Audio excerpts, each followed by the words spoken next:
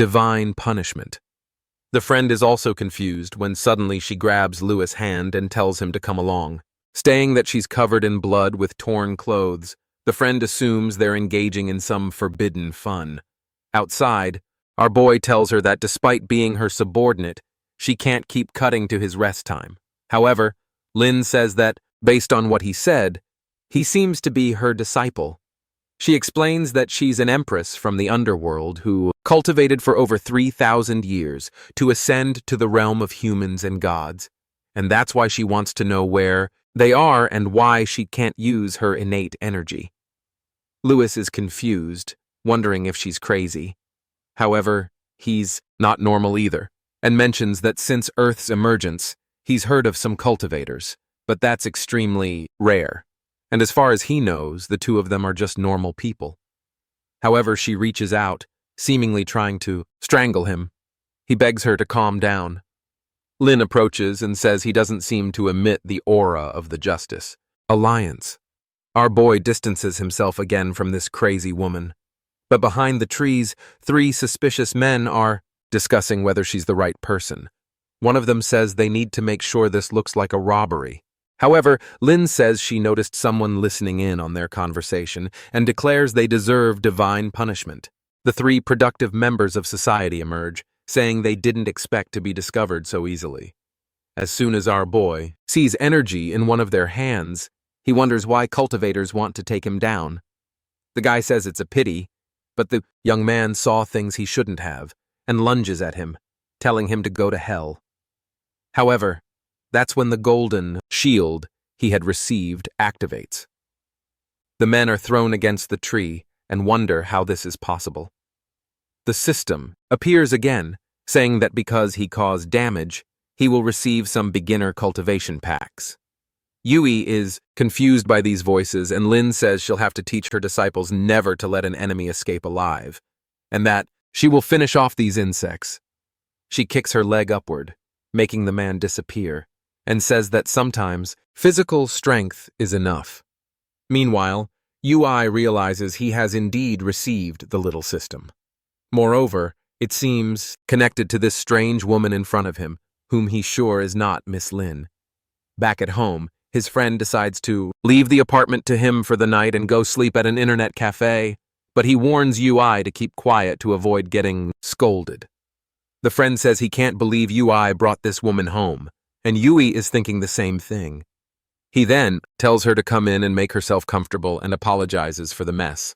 She sits down, saying she doesn't care about trivial things, even though her disciples tend to be strict. Yui goes to the fridge and asks her what this business is about being an empress who crossed worlds. If this is truly possession, then what happened to Mia's body? She explains that she was in the middle of a tribulation to evolve when she got caught in a battle with the Justice Alliance. Suddenly, in the midst of the fight, she ended up here powerless. Yui says she's constantly mentioning this alliance and asks if by chance they are enemies.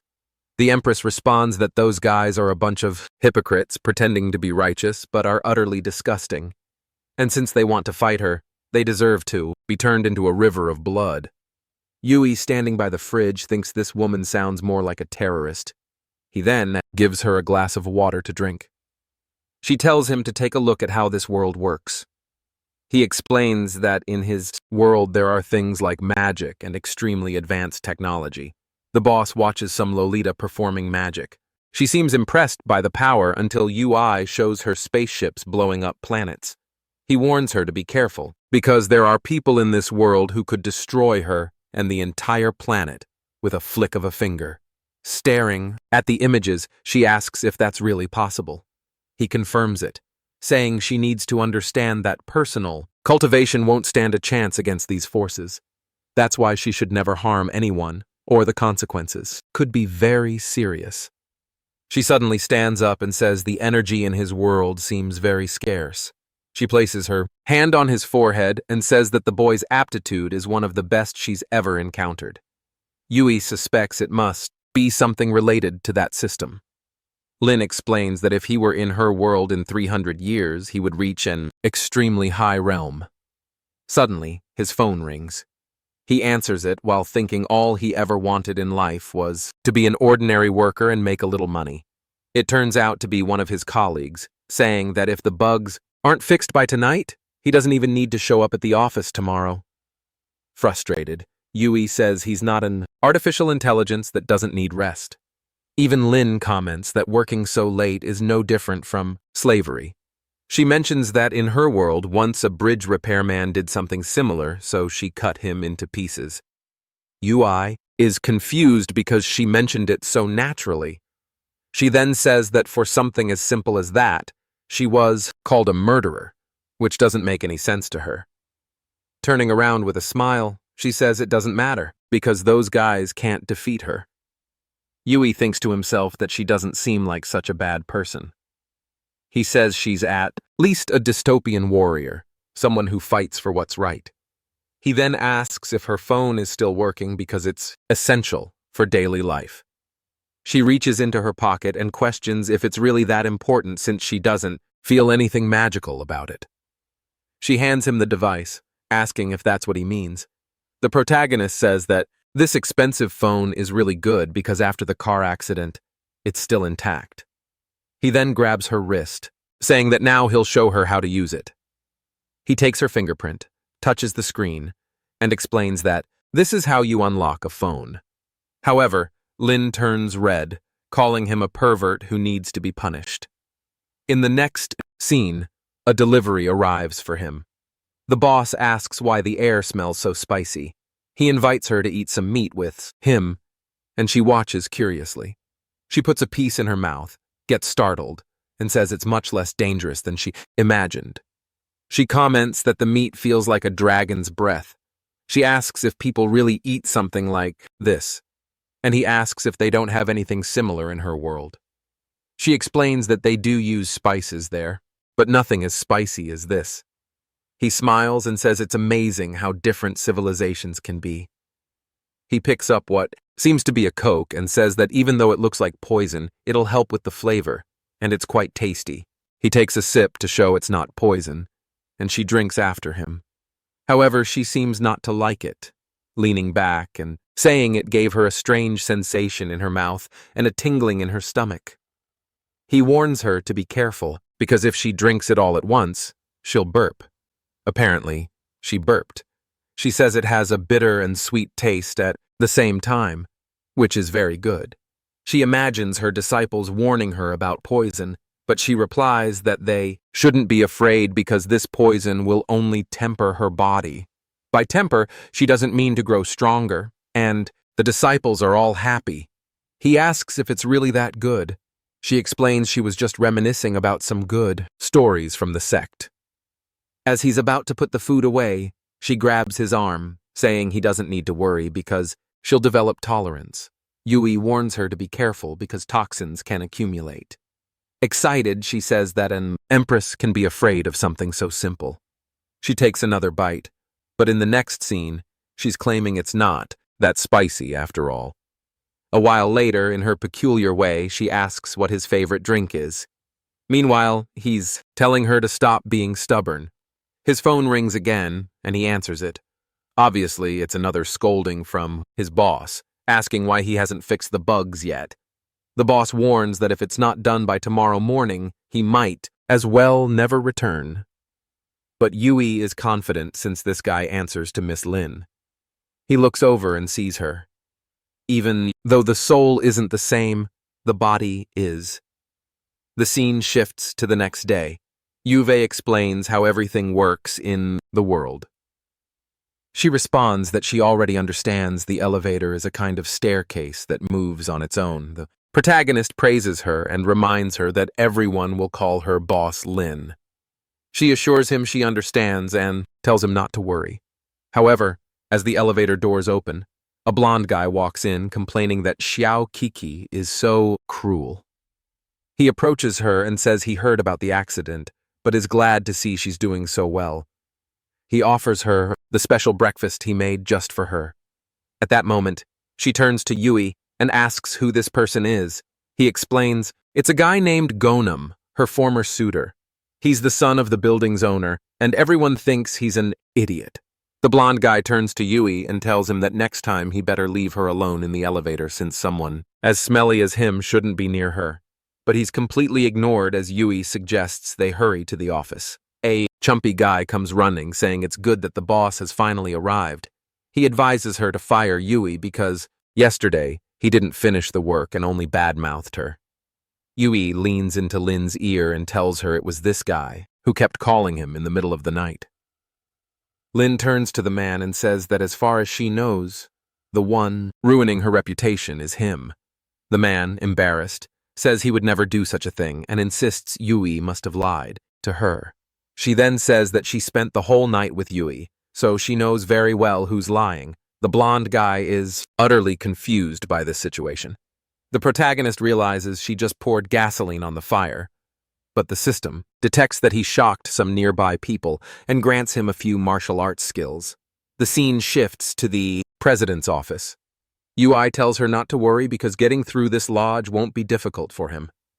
As soon as he accesses it, he'll know exactly where she lives and then she can go home. However, the Empress asks why he's helping so much. As far as she knows, the previous owner of the body wasn't very kind to him. Yui replies that he's a good young man who loads helping others. But in reality, he knows that if he commands the Empress, he'll basically be an emperor. Plus, it'll be great to see that chubby guy get what he deserves. And finally, he can't abandon her to die after what happened yesterday. She remembers being attacked and asks what this business about dying is. But Yui completely ignores her and says the food the blonde guy brought is really good. He brings over the dish and asks if she wants some more. However, she remembers yesterday's spicy food and says that red dish must be too fiery. She rolls to the side, refusing to eat it. Sometime later, they leave the room and the chubby guy is holding 3 buckets, asking if he hasn't been punished enough. But she responds that he should already be happy to be alive. If he complains one more time, he'll earn 10 more hours on the clock. Shannon then approaches and asks why Yui was in her office. He warns her to be careful because that guy is poor, unrefined, and stinky. The Empress glares at him. Shannon apologizes, wondering why she's giving him that look. Yui then thanks her, saying that breakfast was delicious. He walks away with the boss, saying they have private matters to handle. Shannon obviously wants to know what those matters are. Yui remembers that he needs to shock people to earn system bonuses, while Shaman thinks Yui will have to pay for what he's doing. The scene shifts to a luxurious neighborhood at the Shengshe mansion. Yui compliments the Empress, saying she's getting the hang of using a phone. The door opens and she says adapting to the new world comes naturally to her.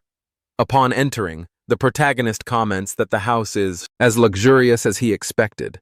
He talks about the kitchen appliances and says he'll teach her how to use them later, but she says there's no need since she's never cooked in her life. He then shows her the bathroom, and she remarks how strange it is to do all hygienic tasks in the same place. He explains how to use the toilet, shows her the shower, and she says she'll take the bath. She tells him to fetch some clothes, as she's sure the body's previous owner must have left some behind. As soon as Yui opens the wardrobe, he sees the hanging clothes. He remarks that he didn't expect the former boss to be this kind of person. He picks out some clothes, thinking at least he doesn't have to worry about whether they'll fit since it's the right person. Meanwhile, the Empress is in the bath asking if he's prepared everything, because she's about to catch a cold. Yui's concern, however, is something else. How is he going to teach her to wear modern clothes? He hands them to her and tells her to look at pictures and not put them on the wrong way. She retorts that he should stop nagging because she's not that dumb.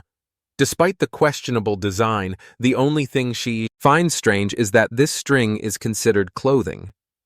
Meanwhile, Yui is in the living room watching TV. He calls her to watch a historical documentary. He plans to explain everything about human evolution and the creation of industries. She sits beside him, saying she's curious. However, some time passes and she's already asleep. Protagonist gets annoyed that she claimed to be interested but didn't last 10 minutes. He goes to cover her with a blanket, but she seems to sense that something slashes at it. Staying the blanket tear, he's confused. especially since she's still asleep. Slowly, he moves a sheet of paper closer to her and she slashes at it again. He is shocked that she has such a sharp alert system even while sleeping. He decides to move farther away since it seems a bit dangerous while she's asleep. He sits down and starts checking out the items he received from the system. Then he begins practicing one of the fist techniques he obtained. The name Heavenly Fist of Del sounded very pretentious.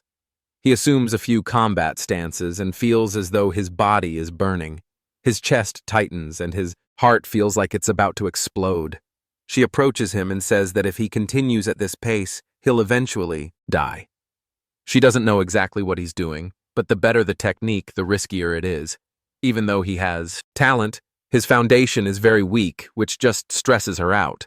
Essentially, he's too weak. The poor guy feels crushed. She says that now that she's had a little nap, she's full of energy. Yui was about to comment on her attacks when his phone rings. Is one of the bosses asking for help with some company files? The protagonist responds that he had taken Miss Lin home and would return to help soon. He tells her he'll try to come back at night, and she asks why he doesn't just stay by her side to help with the tedious tasks. However, he says that with great power comes great responsibility, and he needs to ensure the company doesn't fall into chaos. He then heads to the door, saying, "There's no reason to make life harder when she's calm," but she tells him to stop and comes closer. He's about to ask why when she steps even closer.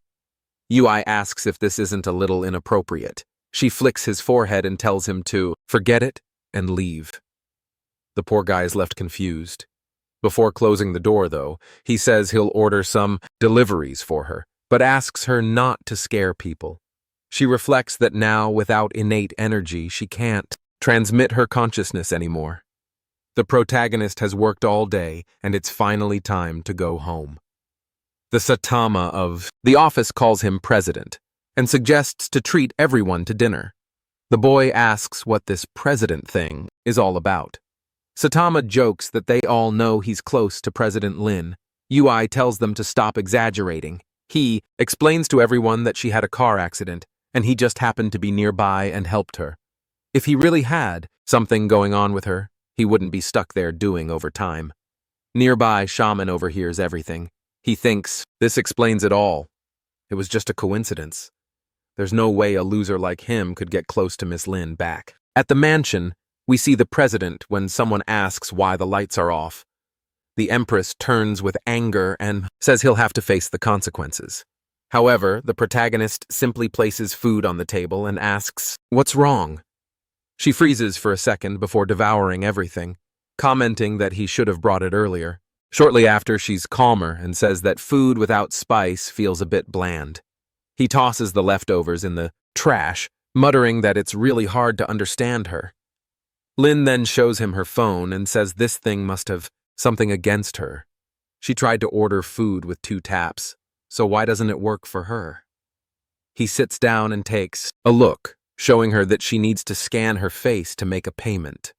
While she's fiddling with the phone, he cleans the table, explaining that this is how money transfers work in this world. While tidying up, he notices some sheets of paper with meditation techniques written on them. He asks Lin if she can read that sort of thing, but the Empress reveals that she's the one who wrote it. He's shocked, and she remarks that of course she still knows how to use paper and a pen. The meditation technique integrates the body, energy, essence, and soul. It would help him grow strong, enough to start learning some techniques. The boy feels embarrassed. He never imagined she'd go to such lengths for him. However, she winks and says there are conditions for him to accept her method. He has to practice the way she dictates. That's because natural talent alone isn't enough. He'll have 3 weeks to master the first chapter, or he'll disappear because she doesn't keep lazy people around. Now he's trembling and awkwardly asks how long it usually takes disciples to master this. She says it's normally 4 weeks, but since he's talented, it won't be a problem for him. He starts reading a few pages about energy and pulse. It's about the circulation of energy rhythm, returning to its true nature. Meanwhile, she wants a bite of something sweet and refreshing she's eating. She tells him he should eat first before practicing, but Yui is already spitting blue fire, saying he feels like his body has become lighter. The Empress is impressed that he mastered the first technique in just a few breaths. Even he's confused, asking if he really mastered it. But the Empress, now sitting on the counter, tells him that being able to gather energy proves he has. She tells him to breathe again and try to accumulate power. The boy looks like a vacuum, pulling in all the energy from the environment. Even she gets startled, asking what kind of monster he is for impressing the Empress once again. He receives the instant step ability. He starts to think that every time he impresses her, her expectations will rise, making it harder and harder. As much as she was a good sheep, there's a limit to how much wool he can shear. She asks why he's laughing, and he replies that it's nothing. Then he asks if she has any other instructions because he wants to get back to practicing. She says yes and mentions they have a very important problem. He asks what it is, and she wants to know why there's no Coke in the house. The poor guy is confused. Later, he says teaching her to use delivery apps at this moment is dangerous, but she's already drinking her Coke, saying she feels amazing. As he's leaving, she says there's something else she needs to remind him of. He should be more cautious because she's seen countless prodigies fall due to arrogance. He must always remember that there are mountains beyond mountains. But in the middle of her lecture, she suddenly starts haikupping uncontrollably. She covers her mouth and says, "This body is strangely fragile." He leaves, saying he warned her not to drink so quickly. She tells him to disappear or she'll finish him off. He responds that she should know that if she keeps drinking that, she'll get diabetes and cavities. The Empress asks if she shouldn't drink it, and he slams the door, saying it's better not to. With that, she relaxes, saying she finally has a little peace. But from outside, he shouts, reminding her not to forget that his number is first on the contact list. The Empress reflects that in her past world, everyone feared her. It's been a long time since she had someone care about her this much. Yui is back home, wondering where his brother has gone. He decides to flop on the couch since the day was exhausting and opens up that little game of his. He checks the group chat with his friends who are talking about getting a good score. Yui asks to play, but suddenly everyone claims to have stomach hacks and wants to leave. Apparently, Yui is one of those players who sinks the team, which is why no one wants to play with him. But someone called Old Maniacs says he'll be in town soon and asks if Yui wants to grab a meal tomorrow. Yui accepts and gets all excited. He reflects that he's been playing with Old Maniac for 3 or 4 years, but has never met him in person. Meanwhile, in his surveillance room, someone comments that they disappeared into a strange neighborhood. A bald guy says they went there to investigate, but there were no remains of the bodies. Another person replies not to worry because they already found a way to deal with that child. The next day, Yubi is messaging his friend saying he's waiting for him to arrive, all while thinking about the food he ordered. Then someone approaches. Is it Old Maniac? What's going on? Has the game flipped? Are girls now pretending to be old men? Yubi tells the young woman that the table is already reserved. He starts to think she works for the bar and comments on how competitive the beverage market has become. But then she smiles and says she is Old Maniac. She shows their chat history, startling Yui. Feeling awkward, he asks if she's sure, pointing out that her voice sounds very different.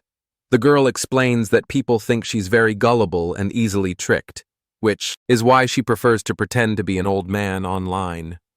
She says the one who introduced her was someone named Ling Ji, her sister. Yui comments that now it makes sense why he sometimes heard a woman's voice on Old Maniac's microphone. Feeling awkward, she asked him to stop calling her that, and says her name is Xiao, and she'll be living in this city for a while. Later, by a lake, he asks if she isn't afraid of him since she came alone. She says he's overthinking because she feels safe having trained since childhood. She's confident she could handle 3 or 5 guys on her own. Our boy says he understands, but he's still not used to the fact that his online friend turned out to be such a beautiful girl. She gets flustered, asking if he's talking about her, and starts lightly hitting wall, telling him not to say such things without thinking. However, the girl is so strong that she causes the structure to collapse. She rushes to save him, and he thinks that dying like this wouldn't be so bad, and with that, she falls right on top of him. How many ribs broke? 1, 2, 3, 4, 5. 5 of his ribs.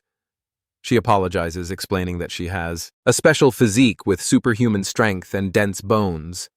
She never imagined that falling on him would cause so much damage. Our boy prepares a technique and tells her to calm down, assuring her he can handle it. He reflects that it's a good thing he practiced those techniques, or he would have definitely died. Then her phone buzzes with a message, and she says her first request has finally arrived. She shows him an app called Exia and asks if he's familiar with it. He asks if it's the app where you can post missions for cultivators and warriors to duel over. After completing the mission, they earn the offered reward and accumulate hero points. She confirms and says her ultimate dream is to become the greatest heroine of all. She then shows him the mission, which is to take down someone who stole another man's girlfriend. She shows him the phone, and he says a bastard like that deserves to die. But then she asks why the target looks so much like him. Without hesitation, she almost slashes his head off. He dodges and tells her to calm down, insisting he'd never do something like that. But she ignores him and says since it's her first mission, she can't fail, so he better stop dodging. She goes for a kick, but he sidesteps and asks why. She's trying to kill her friend like this. Motivated, she just tells him to stop dodging and turn into the hero point she needs. He dodges again, and she seems puzzled by how he's always avoiding her attacks. The protagonist thinks that in his life, no woman ever comes easy, but since she wants to do things this way, he won't hold back. He uses instant step to appear behind her and prepares to use the Dowo fist, almost blowing her away. She realizes she made a mistake trying to kill this guy. With that, she gets scared and he earns the soul shock technique. This ability stuns the opponent, making them obey him for a while.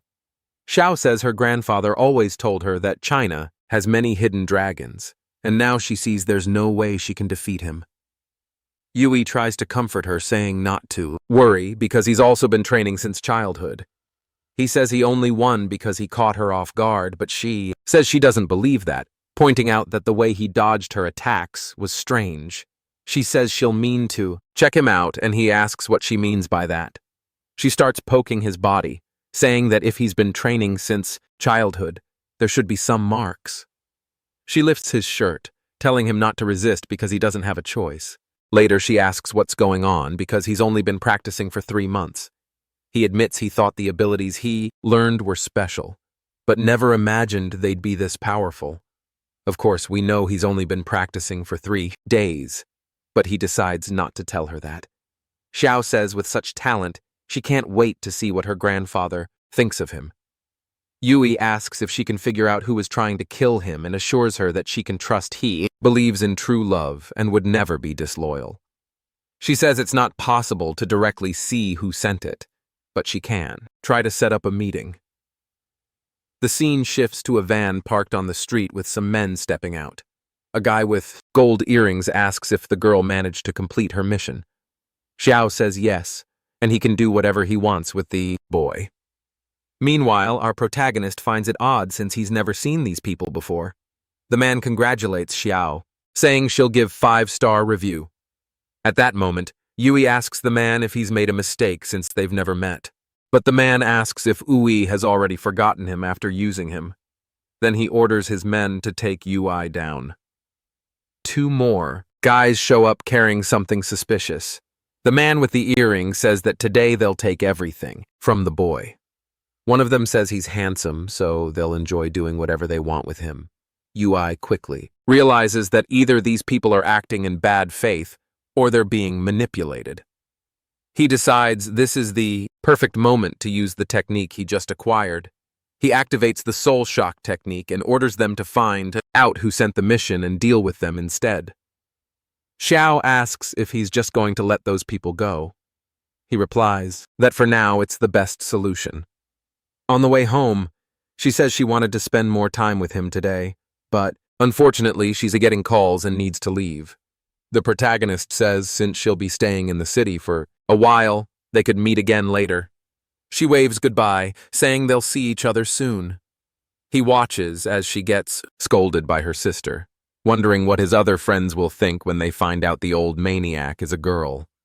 Just then, he hits a call on his phone and remarks that she's finally learned to use the device. He answers and jokes that if she's been kidnapped, she should cuff twice, but the Empress responds that using a communication artifact is easy for her. She bluntly states that she wants him to accompany her to buy some clothes. In the next frame, they've already arrived at the store, and Yui is handing money to the taxi driver for the trouble Lin caused.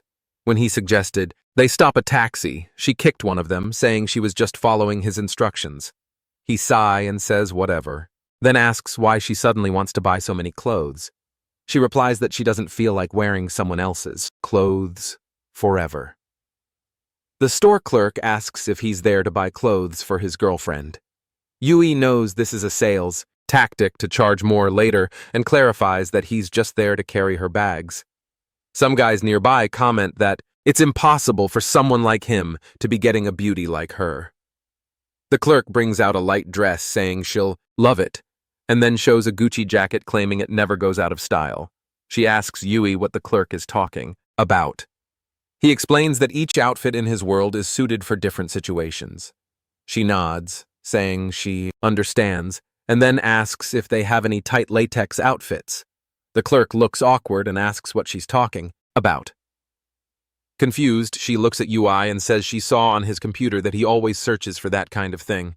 Embarrassed, Yui tries to explain to the clerk that she means a superhero style, something strong-looking. That's why she mentioned latex. But the Empress says she only thought of wearing it because she assumed it was trendy since he always looked at it. But apparently, he doesn't want her to try it on. The nosy guys nearby are trying to figure out the relationship between the bag carrier and her. Meanwhile, Yui asks the clerk to bring something more appropriate. She agrees, and the Empress goes to change. She comes back wearing the outfit. The clerk immediately compliments her, saying she looks stunning. The Empress says it's similar to what she used to wear in her world and asks Yui what he thinks. The clerk explains it's from their vintage collection. She comments that she wanted something more classic and thinks it looks perfect. The Empress stands in front of the mirror and decides to buy it. Then she points to Yui, saying she'll pick something for him too. He's confused about why, but in the next scene, we see the protagonist looking almost exactly the same. No major changes. However, the Empress, who seems to grow more confident by the minute, tells Yu that he looks quite stylish. He asks why she insisted on buying something for him too. She explains that the Lin family sent a message about a banquet in a few days. She makes the payment and says she thought it would be a good opportunity to learn more about this world. That's why she invited him to accompany her here. But then the cashier says her account doesn't have enough balance. Yui finds this odd considering the Lin family account should have unlimited funds. He then offers to pay for it himself. He knows he'll need to live frugally for 2 months, but he feels it's worth it. Except the total came to 38,000, and the boy is devastated. Later, she's trying another drink and comments that it's bland compared to Coke. Yui tells her he checked her account and noticed a large transfer to a public account. To resolve it, they could contact manager, but she says she's not particularly worried about money. He explains that money is quite valuable and questions if she truly doesn't care. She replies that if he's so concerned from now on, he'll manage her money. He's confused and asks how he's supposed to make his own money. That's when she says that all the money she has will also be his. He's immediately overjoyed, considering her wealth, but realizes this means he'll belong to her from this moment on and can never escape. Blushing, he says he understands, but adds that there are still a few things to clarify. Suddenly, she looks to the side and remarks that those people have disappeared. Apparently, they were sharper than she expected. He mentions that he also felt like someone was watching them earlier, but thought it was just his imagination. She acknowledges his sharp instincts and tells him he can handle it if he wants. Meanwhile, in an alley, a bald man angrily asks why their plan is being cancelled when it was almost complete. A man with brown hair says the boy was supposed to be eliminated because he witnessed Lynn's car accident. But since she's alive, there's no reason to kill him anymore. The bald man, furious, asks if they won't avenge the 3 brothers they lost. The spectacled man beside him says that issue will be dealt with sooner or later.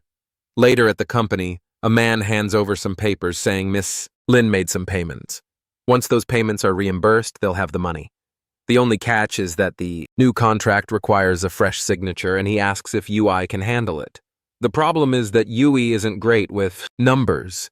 He remembers that the Empress said her money belongs to him now.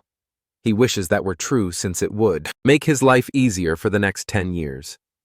He tells the man to hand over the papers, and the man agrees, but that he piles on another stack and then another, explaining that these are for upcoming contracts. The chubby man offers to help, commenting that there are indeed a lot of them, but UI doesn't want to be tricked and decides it's better to handle it himself. He asks if he just needs to compare the orders in the system. The man confirms and leaves, saying to call if he needs help. Outside, Sean asks how it went. The man responds that UI doesn't trust him. The two laugh oddly, saying that's perfect. If the chubby guy had handled the files, he could have been blamed for any errors. But now that Yui is doing everything alone, he'll be the only one held accountable, especially since he doesn't realize the lists on his desk are all wrong. Obviously, it'll take him forever and he'll still mess everything up. Sean praises the man, saying he did a great job turning the tables. The chubby guy comments that since the company is going through a tough time, if Yui makes mistakes, he'll definitely be fired. Even if the president wants to keep him around, they can convene a shareholder meeting and he'll inevitably be expelled. The blonde man says that as soon as they release the explicit video they recorded of Yui, he'll be ruined. But then the secretary appears saying, there's a group of people who want to talk to him. The men from the alley arrive holding something dangerous in their hands. The secretary asks if he knows them. He says yes, so there's no need to worry, and he tells her not to interfere or call the police no matter what happens. She reassures him that she'll keep the secret. Sean approaches the men and tells them to talk upstairs. Meanwhile, the secretary wonders what they're planning. As soon as the door closes, she hears a lot of strange noises. Sean is shouting, saying that it won't fit in this space. The secretary thinks he might be in danger, but remembers he told her not to interrupt. Suddenly, a moan is heard from the room, and she comments to herself that the rich really know how to have fun. Back to Yui, the poor guy is exhausted. Nothing is adding up, and the system's data seems wrong. He decides to recalculate, convinced this time it'll work. Just then, his phone rings. It's the Empress scolding him and demanding to know why he hasn't come home yet with food. Feeling awkward, he asks why she didn't just order delivery since it'll take him a while. But she warns him he has 1 minute to be at the door, or he'll get a beating. The scene shifts to a restaurant. The Empress comments that the food in this world isn't bad at all. Yui asks if she wants to try some pork intestine noodles. She immediately refuses, so he questions why she hasn't mastered the delivery app yet. Or maybe she has and just wanted to eat with him. Out of nowhere, she chokes, but quickly changes her expression, claiming there were too many options on the app, so she couldn't decide. He says he understands, and she sits down asking how work was today. He explains that he was reviewing some financial papers, but nothing was working out. She suggests it might have been a lack of focus, but he insists Manager Zhang must have messed something up. He smiles and says they should eat first since the food is delicious. Suddenly, a bald man at a nearby table shouts that he's sure this isn't porkisting. Yui is startled, wondering why the man didn't mention this earlier. The Empress looks confused. Yui watches as the restaurant manager approaches and asks the bald man why he's shouting. The man insists that this clearly isn't intestine. The manager tells him to stop, defame the restaurant without evidence. The Empress asks UI where he's going as the bald man threatens to shut the place down. That's when UI steps in, places a hand on the man's shoulder, and asks the manager if the bald man's claim is true. He picks up the troublemaker and warns that he'll need compensation for spending his money there. The manager denies any wrongdoing, but Yui, trying to get a confession, says the food tasted odd and threatens to beat the man if he doesn't come clean. Finally, the cook admits that the intestines are made from fermented beans. Naturally, everyone demands their money back. When Yui is back down, the Empress remarks that in her kingdom, the manager would face divine punishment. But she finishes her meal and says at least her order tasted good, so they'll let it slide. The protagonist pieces things together, realizing that Zhang might be substituting genuine products with something cheap to deceive him. The next day, Yui is back at the office. Zhang approaches and asks if he finished the documents. Yui replies that he hasn't already sent them to the investors. Suddenly, Zhang exclaims that this is terrible news. He apologizes, claiming he made a mistake. He forgot to update the supplier list and used old pricing. He shouts for everyone to hear that if Yui signed and sent those documents, the company will lose millions. Some other employees join in saying this will impact the entire company. Shannon shows up asking what mistake Yui made this time. However, it seems Shaman had a rough night. He's visibly in pain, clutching his lower back. Zhang asks if he's okay. Our boy just smiles, saying he's curious about all this commotion.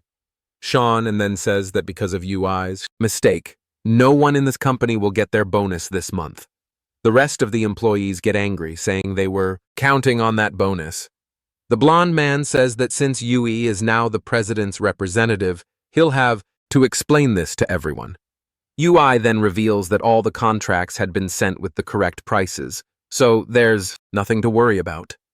Shannon looks confused by this no-problem claim. Yui shares the numbers, telling them to take a look. When Zhang checks, he confirms that the numbers are indeed correct. Yui even then points out that Zhang's mistake almost cost everyone their bonus, so it's only fair that he provides an explanation. Embarrassed, Zhang admits he made a big mistake. But thanks to Brother Lu, the company avoided a major loss. Shaman interjects, saying that, although Zhang made an error, no real harm was done.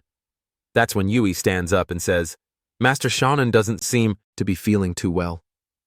He places a hand on Shannon's shoulder, shoves him into a chair, and tells him to sit for a moment. Yui adds that he's more curious about why all the company's money is in Shannon's account. Employees shout, saying now it makes sense why their bonuses have been disappearing. Shannon tries to lie, claiming he has no idea where the money went, and that he wouldn't even invest in this company if it weren't for President Lin. But Yui just tells him to stop lying. Cornered, Shannon admits he remembers now it was Zhang who transferred money from his account because he needed.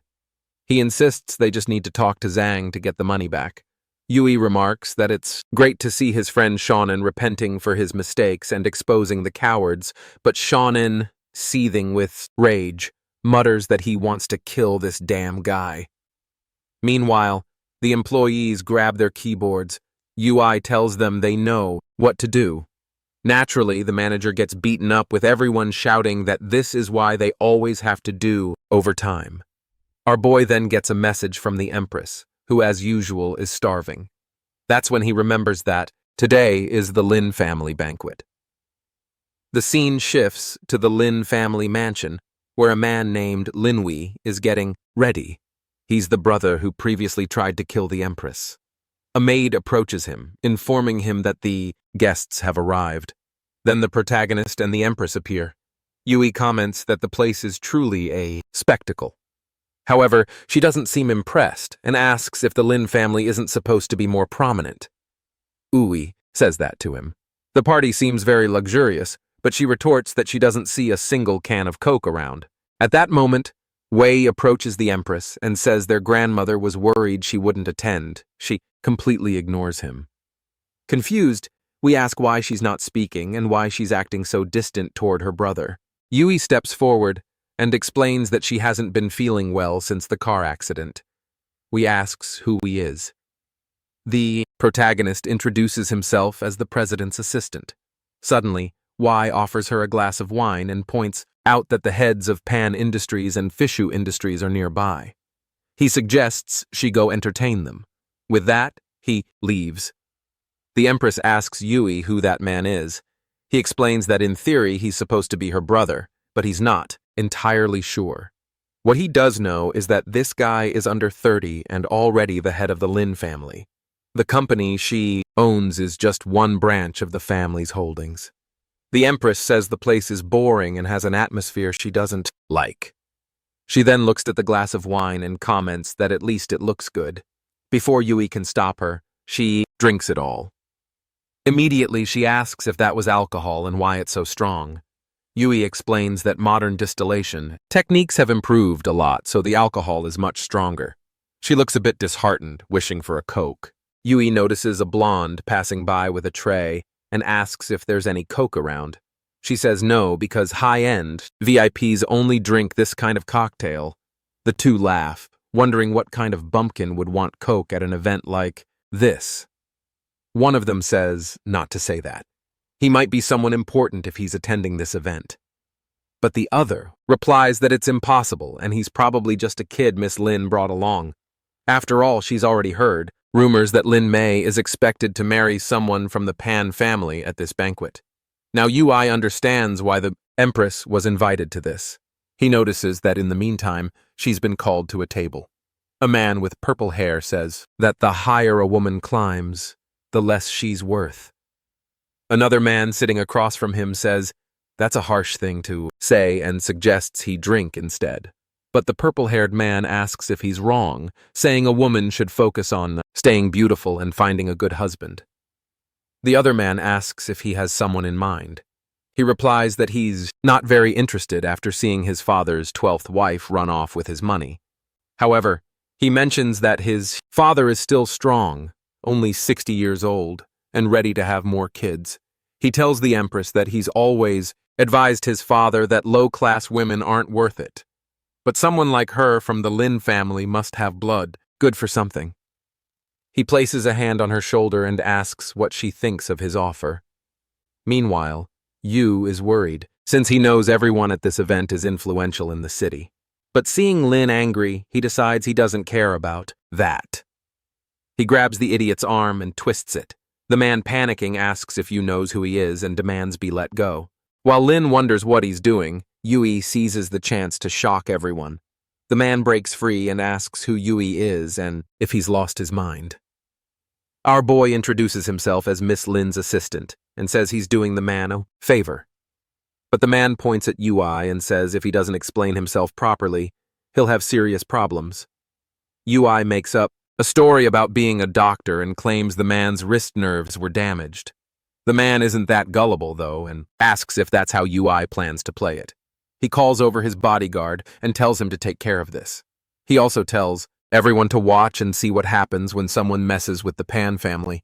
Yui tells him to stop stalling and come at him already. The bodyguard charges at him, promising Yui will regret his words soon enough. But Yui easily dodges the first punch. He remarks that while the man's boxing skills aren't refined, they're enough to deal with someone like this. With a punch to the face, the man goes down. Meanwhile, the Pan family man says the bodyguard was a level 3 cultivator. The people at the table murmur that someone that's strong would stand out anywhere in Jiang City. So, who exactly is this kid? With everyone shocked, Yui activates the system and receives a rejuvenation medicine. Then, an elder from the Lin family shows up and asks Yui what's going on. Yui explains about the bodyguard fight, and the elder mutters that Mio must be losing her mind. The Pan family man asks if this is how they treat their guests. The elder, visibly flustered, apologizes and promises they'll handle it, but the Pan family man simply says to forget about any alliance through marriage.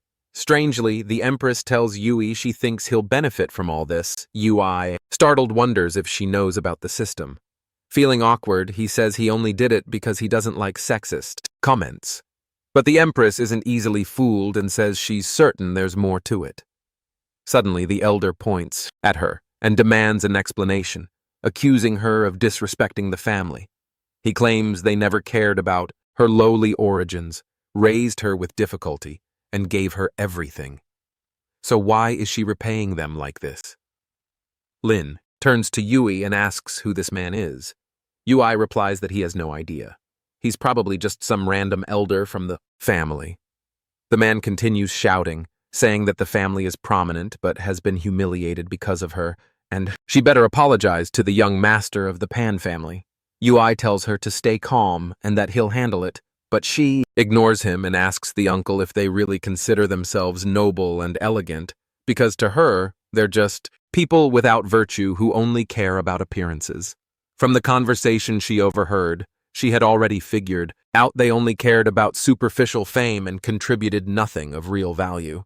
She continues her tirade, leaving the uncle speechless, but she asks if she said anything untrue. She adds that if they're waiting for her to apologize, they should save that request for her coffin. The humiliation is so great that the poor man collapses, hitting his head on the floor. The uncle gets up and says she must be losing her mind to say such things, but she simply states that if they'll excuse her, she's leaving. However, the uncle warns that everything given to her will be taken away and she'll be expelled from the family. At that moment, another man nearby interjects, asking them to wait. He introduces himself to Yui and asks if he can get to know him better. Approaching Yui, he says he has remarkable skills and wants to know who his master is.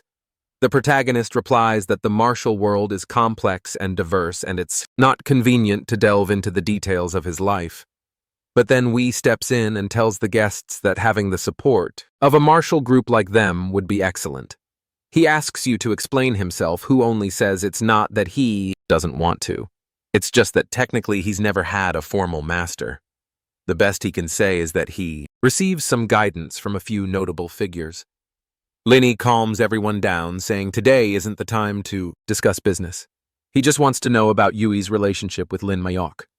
He explains that until now he's only ever seen her with one other person, but seeing her accompanied by such a talented young man reassures him as her brother. The men nearby mock Lin Wei, saying earlier he was ready to marry her off to anyone just to form alliances.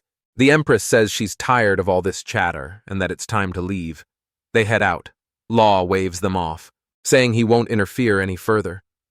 Suddenly, a waitress approaches, saying someone's phone is ringing, but Mioa notices something, points to the waitress and tells her to come closer. She orders her to buy 5 cases of Coke, not just for her home, but for all the Lin family residences. Her brother looks confused, trying to figure out what she's doing. Mo tells him to ask the waitress why she was whispering about the guests. Yui remembers it was the same waitress who called him poor earlier. To avoid losing his sister's favor, Wai immediately orders the waitress to fetch all the Coke, even if she has to go on foot. Later, they're at a street food stall, and Yui comments that there's nothing like a late-night snack. Holding her Coke, Mayok says it would be even better if it were cold. Yui offers her a beer, saying it pairs perfectly with the food here. She asks what it is, and he explains that it's an alcoholic beverage with different flavors. She tries it and says it's quite different from the drinks of her time, yet somehow similar to Coke. However, she makes it clear that she'd never trade Coke for this. The protagonist starts thinking that drinking from the same Kim would be an indirect kiss and rushes off, saying he'll grab a new straw. Meanwhile, she misses 2 men nearby threatening a young woman. They tell her she probably doesn't want her boyfriend to find out about this. Her family owes a lot of money, but if she comes with them, the debts can be cleared quickly. The Empress quietly observes.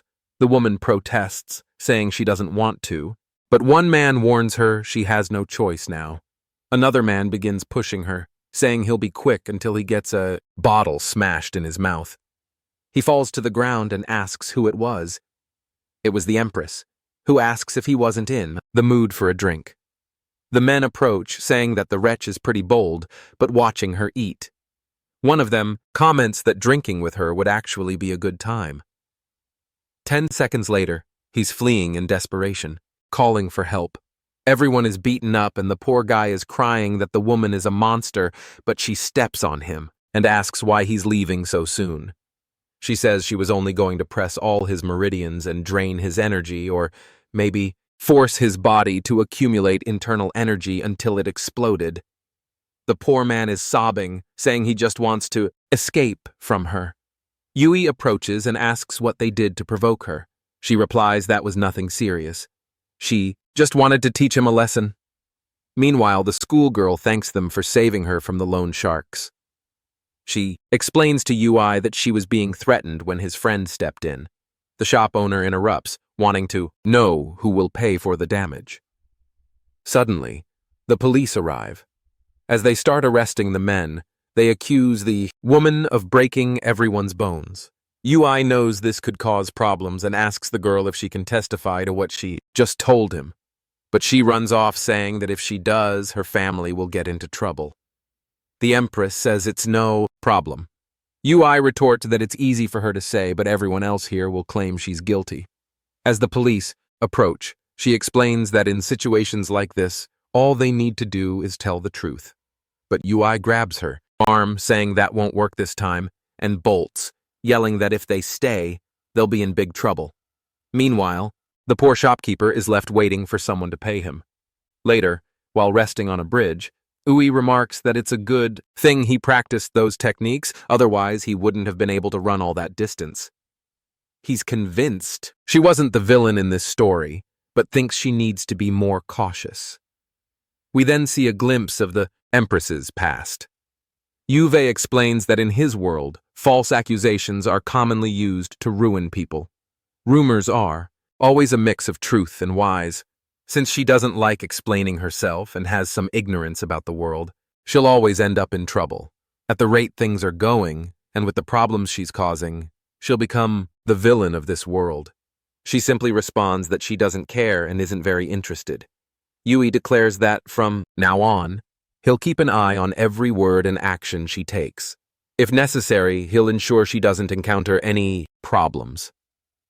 Suddenly, the Empress throws herself onto Yui and asks if he wants to go with her to the world she came from. Blushing, Yui asks what she's talking about. She moves closer, grabs his face, and reveals that the true Empress's name is Sighing. In the next scene, they're entering Yui's house. He notices something blonde on the couch and wonders who it is. But as he gets closer, he's startled to find his friend left an inflatable doll on the sofa. He tells her to wait a moment while he cleans up the space. Later, she sits down, and he asks about calling her king, Ming. The Empress explains that within her body, there's another soul connected to hers.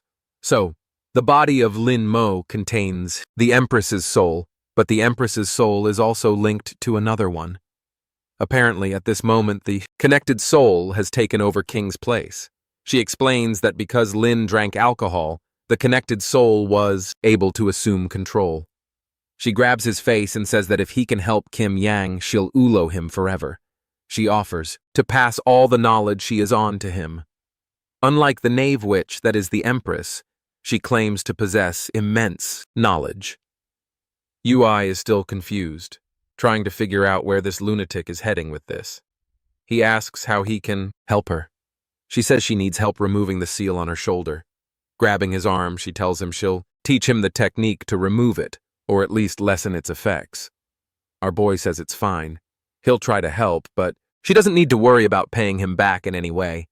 He asks if all he needs to do is strike the seal with energy, and she says yes. Instead, he strikes her to see if she'll faint, muttering to himself that this body-swapping business is getting out of hand. The scene shifts to the Lin family knocking on the door of a house.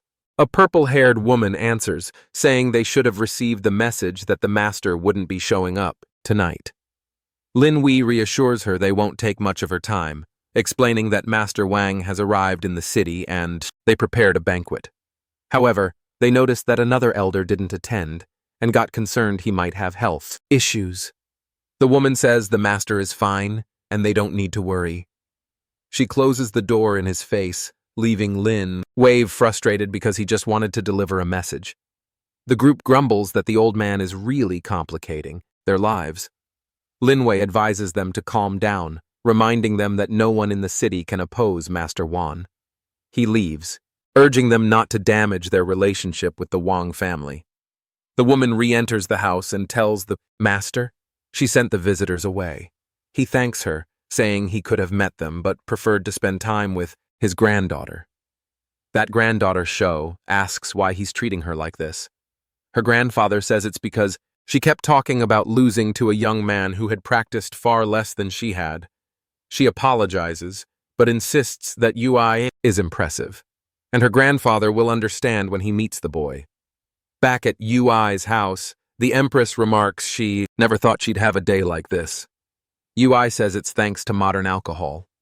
She notices a bruise on her forehead and asks what happened. He dodges the question, saying she must have accidentally hit her head somewhere. He hands her something to drink, joking that he didn't expect her to have such a low tolerance. She explains it's because she's experienced few things in this mortal body. As she goes to drink, Ui asks about the two personalities and the person named Kim Ying. The Empress spits out the drink and asks if he really met Kingy. Ui says yes and explains that the woman introduced herself as a spirit trapped in her body, seeking help to escape. Empress confirms it's true. Kinging is a spirit she imprisoned in an artifact to continue strengthening it. Ui asks if she's serious and wonders how someone steals another person's spirit. The Empress explains it involves peeling the person's skin while they're still alive, extracting spinal fluid and using endless torture to separate the soul from the body and seal it in an artifact. She then asks Ui if he regrets saving the wrong person. He relaxes and says no, he made the right choice. At least by helping her, he knows what she wants. But with Kim Yang, he has no clue what her intentions are. The Empress says he made a wise decision because if Kim Yang had awakened, she would have killed him. Ui wonders what she's talking about and why he feels like she's deceiving him. Now she complains about pain in her shoulder, and Ui, ever opportunistic, offers to give her a massage. But then his friend, Wu, walks in, sees the two, and accuses Ui of lying about working late when he's clearly home. Wu notices that Ui brought the Empress and immediately says he'll leave so they can have the place to themselves. However, he grabs Ui before leaving, asking if he's doing adult things in front of the doll on the couch. Ui shoves him away, telling him to stop leaving the inflatable doll lying around. The Empress, meanwhile, is calmly eating the food Wu brought. Wu asks if she's really Yui's boss. When Ui confirms it, Wu starts enthusiastically offering her things. He rummages in a drawer and asks her to wait a moment. Pulling out a suspicious bag, he says it contains some sweets he bought 3 days ago and wants to give them to her. Ui asks why Wu hid the sweets inside a dirty sock. The Empress watches them argue, saying it seems oddly familiar. Later, was on his knees pleading with Ui, saying he wants to attend a famous celebrity show tomorrow. The problem was that the tickets were sold out, but Wu knew she worked for the Lin Corporation. Ui tells him to stop following these internet celebrities, reminding him of the last time he maxed out his credit card. But Wu replies that Ui will never understand what true love is. He claims he supports her without expecting anything in return. Ui only responds that he knows his friend too well. Wu then shows a picture of the artist and promises not to worry. He'll make sure Wu gets a ticket. Sometime later, the Empress is writing some talismans. We ask if she's crazy, and Ui casually explains that she went to the Long Mountains and enjoys doing this. Mo hands him one and tells him to inject true energy into it, but Ui, being cautious, wants to know what it does first. She explains that it's something simple to help him gather more energy. Since he's about to advance, it could be very useful. He asks if the heavens will punish him for using it, and she replies that he's far from being important enough to attract that kind of attention. She then stands up and says she'll also cultivate, as she can't afford to waste time. Ui thinks this is the perfect chance to go see internet celebrity with his friend. The next day, the event is happening. Dong from work, the obvious scapegoat, was the one who got the tickets for Ui. He hands them over and leaves, telling Ui to have fun. Wu thanks him, calling him a true brother. At the venue, Ui asks what the event is about. Wu explains that it's to promote urban harming for a day, but he quickly adds that the actual event doesn't matter. What matters is what's on stage. The celebrity thanks everyone for supporting her so much. Woo asks Yui if she isn't the cutest thing he's ever seen. Yui agrees, but adds that a woman shouldn't rely solely on her looks. The girl overhears this and doesn't seem pleased. Then another man comes on stage, and she says they must support all vendors and build a better city together. She takes off her sandal and walks for the man as if planning something sinister, saying that those who don't listen to advice deserve punishment. Woo! Naturally starts, yelling that he wants to be punished too. The man on the ground seems to be enjoying himself, and Yui remarks that something about this is off. Suddenly, the man bites her foot, and the girl asks if he's not an actor. Yui flings Woo forward, saying he'll help him. The man continues devouring her foot until Woo crashes into him, telling him to back off. The two men exchange glares for a second before they both get punched in the face. The crowd rushes forward, yelling not to touch Yan Yan. But Yan Yan ignores everyone and approaches Yui, thanking him for helping in time. Emotional, she says that if it weren't for him, she doesn't know what would have happened. Woo, already smitten, murmurs that her charm is hard to resist. However, the people nearby notice someone else holding her hand and rush forward, telling Yui to let go. Yui tries to explain that something's wrong, but he also can't seem to let go. Yan Yan asks if she's stronger than he expected, while Yui wonders why she's messing with him. She finally releases his hand and says she's sure he can handle it, but Yui doesn't want to get involved in this madness and bolts. Later, he's in an alley, exhausted from running away from these lunatics. That's when a man in a suit appears, saying he's finally found him. Yui asks the man to be reasonable, explaining that he didn't do anything wrong.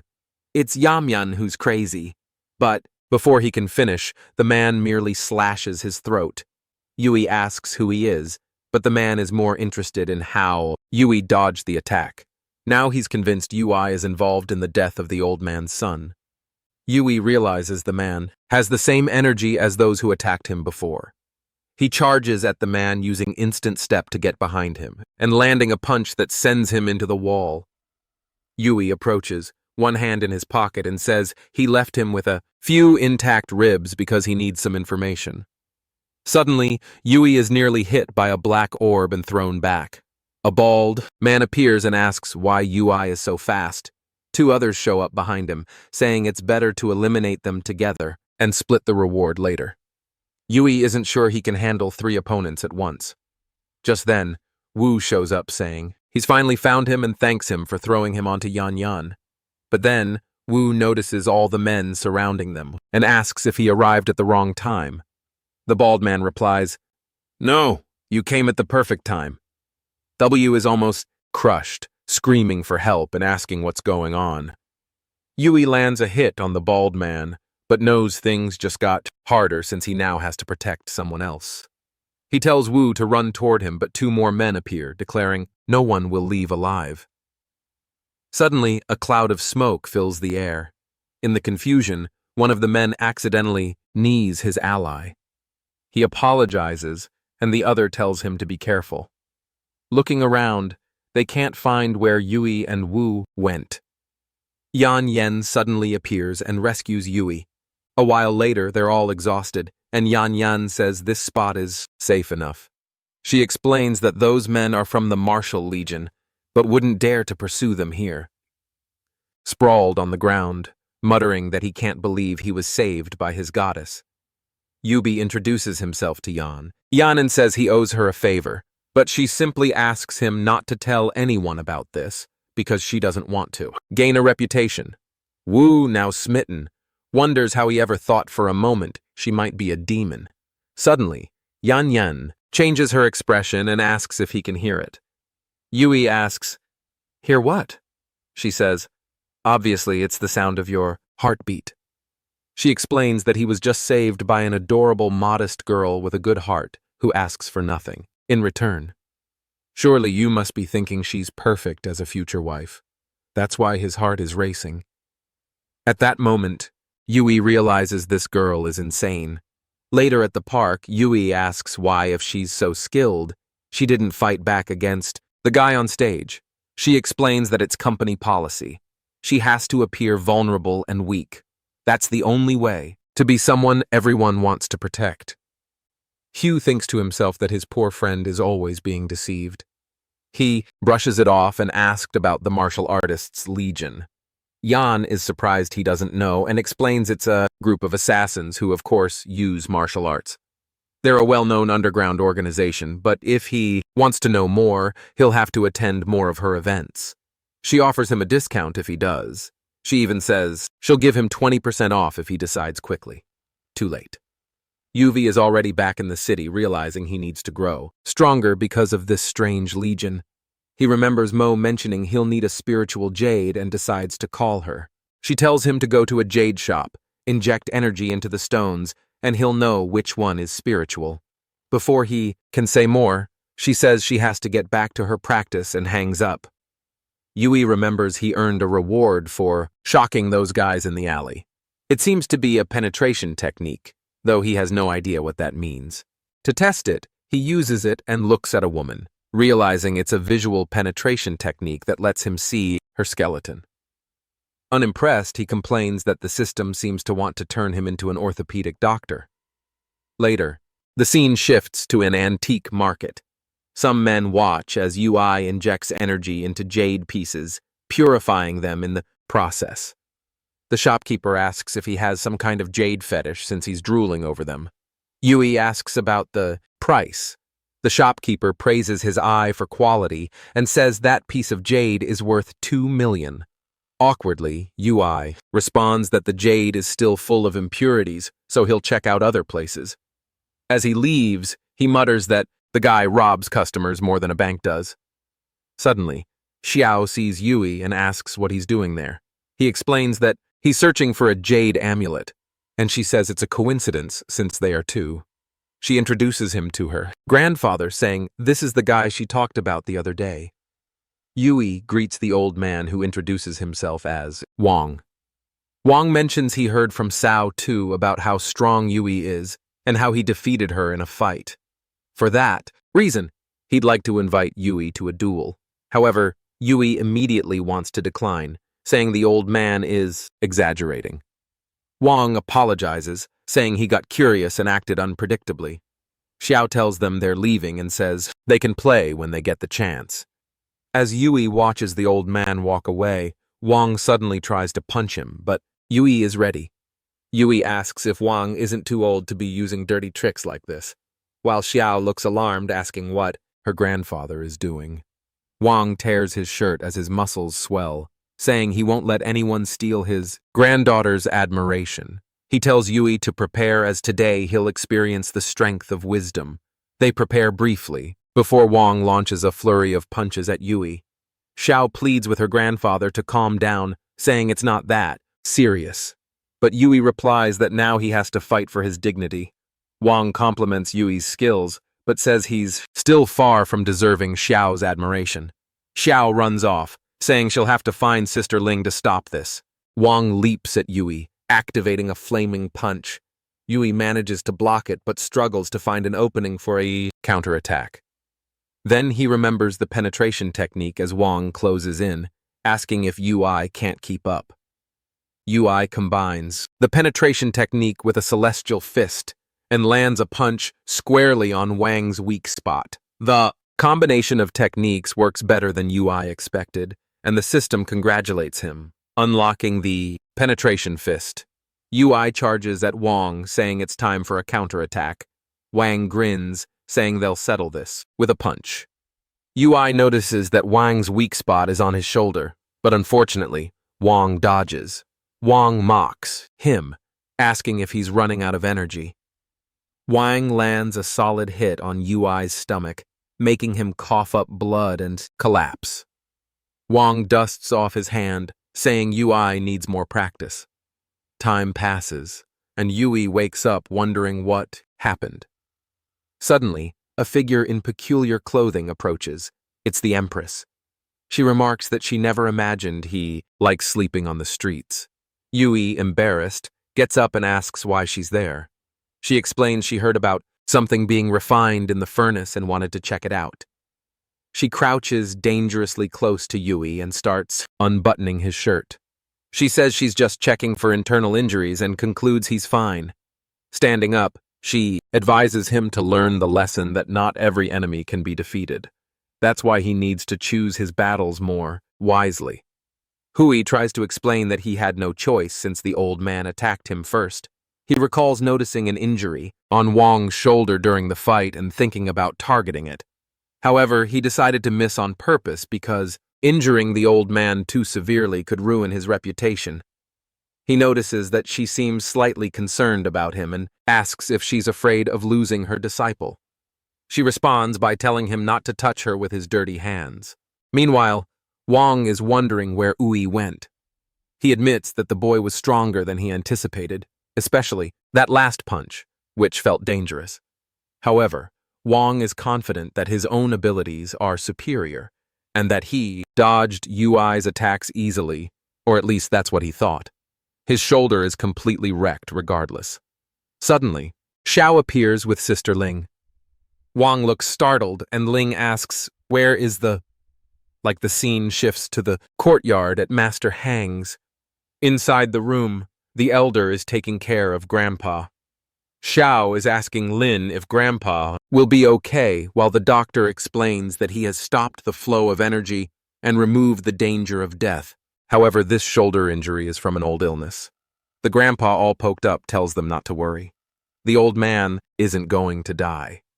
Meanwhile, Lin thanks the big guy who says he will take his leave, and another person there is already calling for him. I'd forgotten that the proportions of that pink girl are peculiar, right? And she is there, crying next to Grandpa, worried. However, he tells her to stop that as he has to prepare for a ranked match. The girl is a bit confused, right? The guy is the king of Summoner's Rift. Ling Ren wants to know if the fight outside was good. Xiao lies, saying it was just a little training for the old man to have fun. However, it's obvious she gets angry, saying the guy fainted during that. The old man tells her to calm down. Everyone already knows she is the one in charge of this family. However, she continues to be angry, saying she's getting older and will no longer be young. Grandpa says, "Oh, my girl, you're about to turn 30. You haven't been young for a long time." However, at that moment, a guy enters announcing that the Lin and Marin have come to visit. The woman is already sure that these guys are plotting something, and the old man tells her to take a look to see what's going on. If anything, just say he heard his hand and doesn't want to see anyone.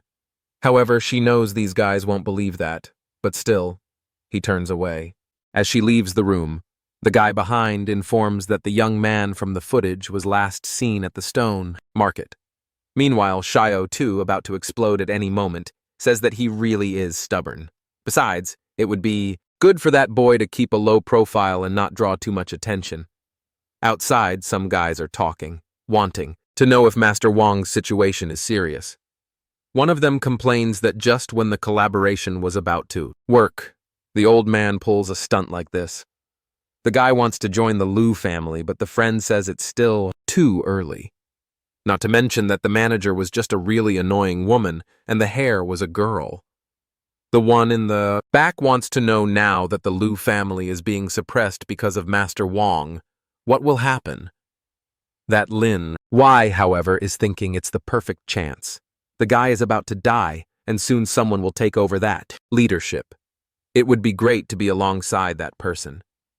However, the muscle-bound guy named Song Io says he brought some pills for the master, and he calls the team saying it would be good for them to visit Old Wang.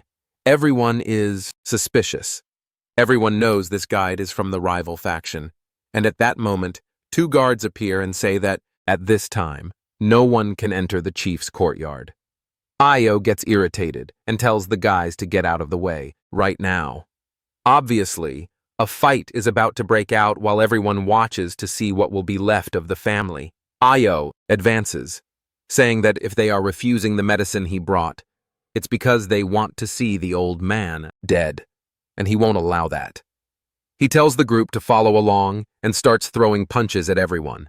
Just then, Ling Ren appears at the door carrying a fireball and throws it in the direction of the guys.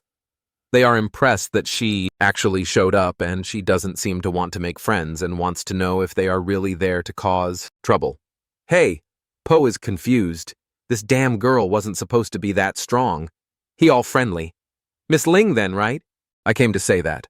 However, she just ignores everything he had to say and walks past. Ling warns everyone to leave because the master is fine and doesn't want visitors. But then the big guy looks at himself, and the old man on the left asks what happened to old Wang. Random makes up that he played all night, had tendinitis, and that's why he can't see anyone. However, the guy from the Pan family is sure it must be something worse than that. At that moment, the guy in the blue suit steps forward and says it's okay. He's just there to inform about something. Tells him to say it quickly. And he warns that unfortunately the Ten family is having some issues, and that's why their partnership has been canceled. He asks them to understand while thinking there's no way he's going to be stuck with this dead old man. Ling just replies that it's fine, and anyone else who wants to back out is welcome to do so. Obviously the fake starts saying, "Oh, my business isn't going too well, right? We won't be able to support you." Al just turns around and says, "It doesn't matter. She doesn't need their money anymore, and whatever they want can be returned."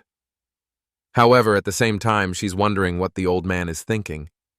But in the end, it's obvious each of these families has their interests, and at this moment, they are not aligned. Meanwhile, the old man is telling Xiao Tu that those who depend on his family always show their true colors in times of difficulty. In the future, she will know whom to trust and who is just self-serving. All twisted, she compliments him, wanting to know if it's his grand plan, while he admits he was afraid of Ling. However, now that he's seen the situation unfold, he has a new plan. The problem is that Ling knows the old man's motives are genuine, and those bastards are just taking advantage. Io, however, is off to the side, thinking that the boss spent decades gathering information, and now he will finally be able to test everything. Suddenly, he puts the ball in his mouth, and man, it seems he liked it, saying the sensation was incredible.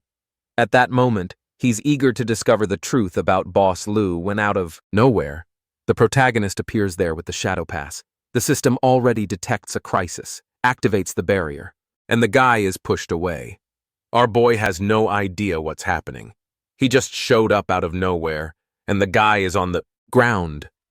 Suddenly, a voice says he finally arrived, and everyone recognizes it as the master's fate.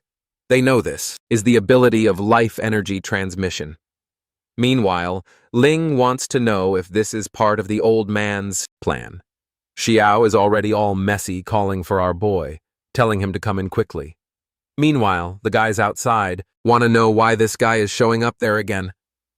The scene then shifts to the city hospital where someone is snoring. The blonde kid informs that the uncle's condition was improving, so he's leaving. Luffy, however, his father, tells him to stay put and says that whoever did this to his daughter's face will pay dearly. At that moment, the guy in the blue suit appears saying that Abio sent a message saying Shangping is fine. And the strangest thing is that it seems all the families were giving respect to a certain Lu Yui whom no one knows. The father says it doesn't matter. He's never heard of him. While the blonde wants to know why again, and it's that damn kid. The boss tells him to explain who this fool is. Meanwhile, Ling is telling our boy to come in. He comes in all smiles, telling them to wait a little because a friend of his is arriving. The buff guy, poor thing, falls to the ground all beaten up, saying nothing would stop him from serving Boss Lu. However, I don't know if it's a trick or a favor, but our dear boss arrives, stepping on the fool's head. Ba's groan, telling our boy that he deserves a divine punishment. Protagonist makes an Aruda run and takes off. All awkward, he asks if she wasn't in a hurry. King Niang, however, was standing there looking around while Ling observes and realizes she can't sense this woman's presence. Indeed, the existence of Lu Yui was not as simple as it seemed. She tells everyone to come in now that his friend has arrived. Already, in the room, Xiao sees our boy's new friend and goes to greet her by serving some tea. Even the boss is impressed by how big this girl is. The girl was about to explode, really. The protagonist then asks how the old man feels. He sensed something was wrong in the fight. The old man says, yes, he knows the boy held back in the attack to avoid hurting him, but you need to worry. He will recover. Xiao feels relieved to know that the injury wasn't the protagonist's fault. Ling, however, says it doesn't matter. She should stop playing innocent while doing crap behind everyone's back. At this moment, the boss is looking at a picture on the wall, and the old man tells that his family has a long martial tradition and military past. All the ancestors fought to defend the land, and over time, the family gained quite a bit of influence. Ling says that this is true, and that's why the other families are so interested in him, just because of that kind of influence. Now, the protagonist is understanding why this old man has been doing all this. And Lane thinks that the old man connecting Show 2 with the boy was part of his plan too. All this to ensure that he wasn't one of the traitors interested only in destroying the family.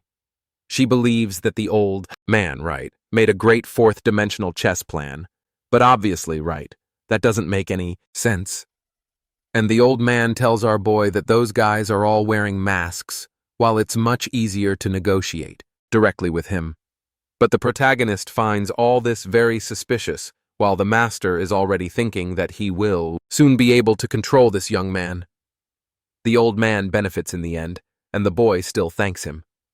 However, King comments that to her, the protagonist seemed to be a target. Shu doesn't understand. She says that it's fine, that the old man had a lot of power, but that was a long time ago and his reputation is fading and everyone is jumping ship. And now he wanted to use the protagonist as a sort of shield. Uai and Ling are there somewhat confused, and the host is already thinking that maybe really this made a bit of sense. The protagonist realizes that if he were like a sort of barrier in front of the other family, he would reveal all the enemy's weaknesses. While Xiao is angry and asks her grandfather if he was really planning all this, the old man is all scared now, wanting to know who this woman is that suddenly showed up. She just appeared and he already had the feeling that she was gigantic, which she is, and why he was being controlled by her. She's just giving him a stare, and the old man tries to explain himself, saying that she is going too far. It even seems like the old man would plan all this. In that he tells our boy that whatever he wants, he just has to ask that they are, friends.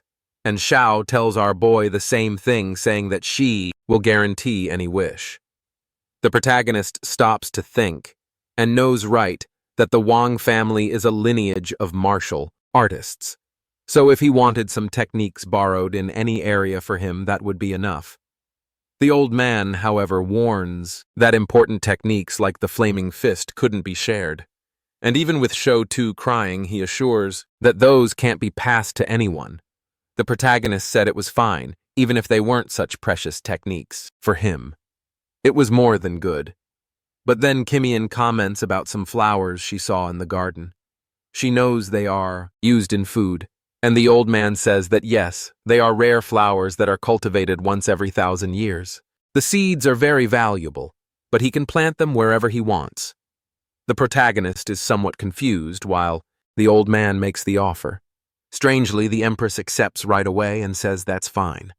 Then the protagonist finds it's strange because why is she going so far just for a plant that is used for cooking? But what can he do?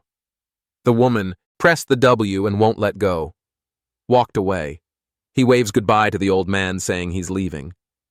Link criticizes the old man, saying that he planned, and when he thought he won, he lost the techniques and also lost some seeds.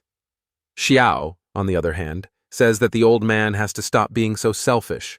However, he replies that he has to be careful. He can't understand what that woman is about. The scene then shifts to the protagonist's house where that friend of his from the beginning is enjoying Zion Chan's live stream.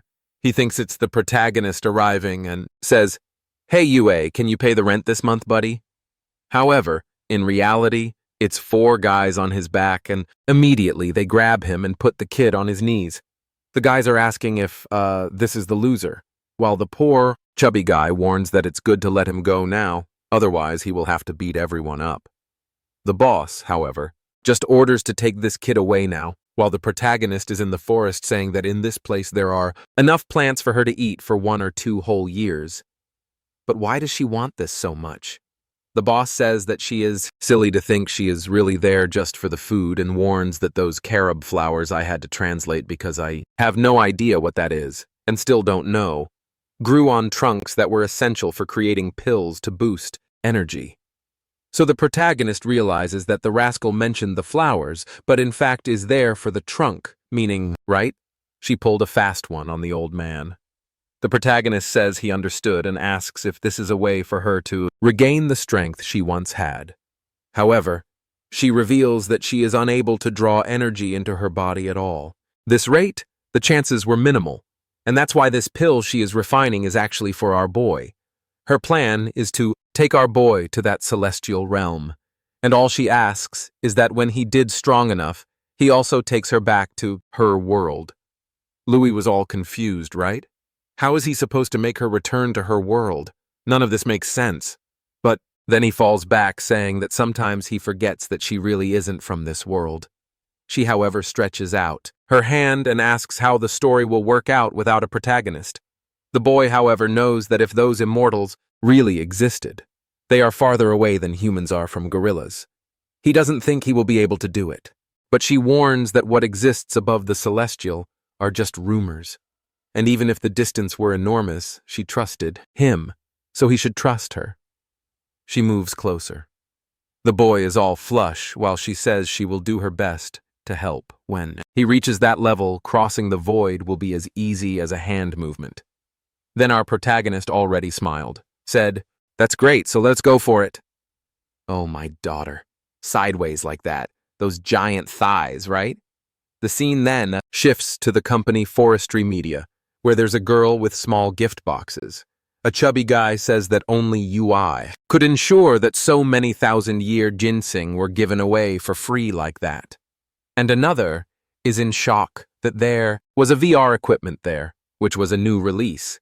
Someone asks Mr. Lin what exactly UA did to earn all this from the company. He replies that they will have to ask. And just then our boy is arriving at the door.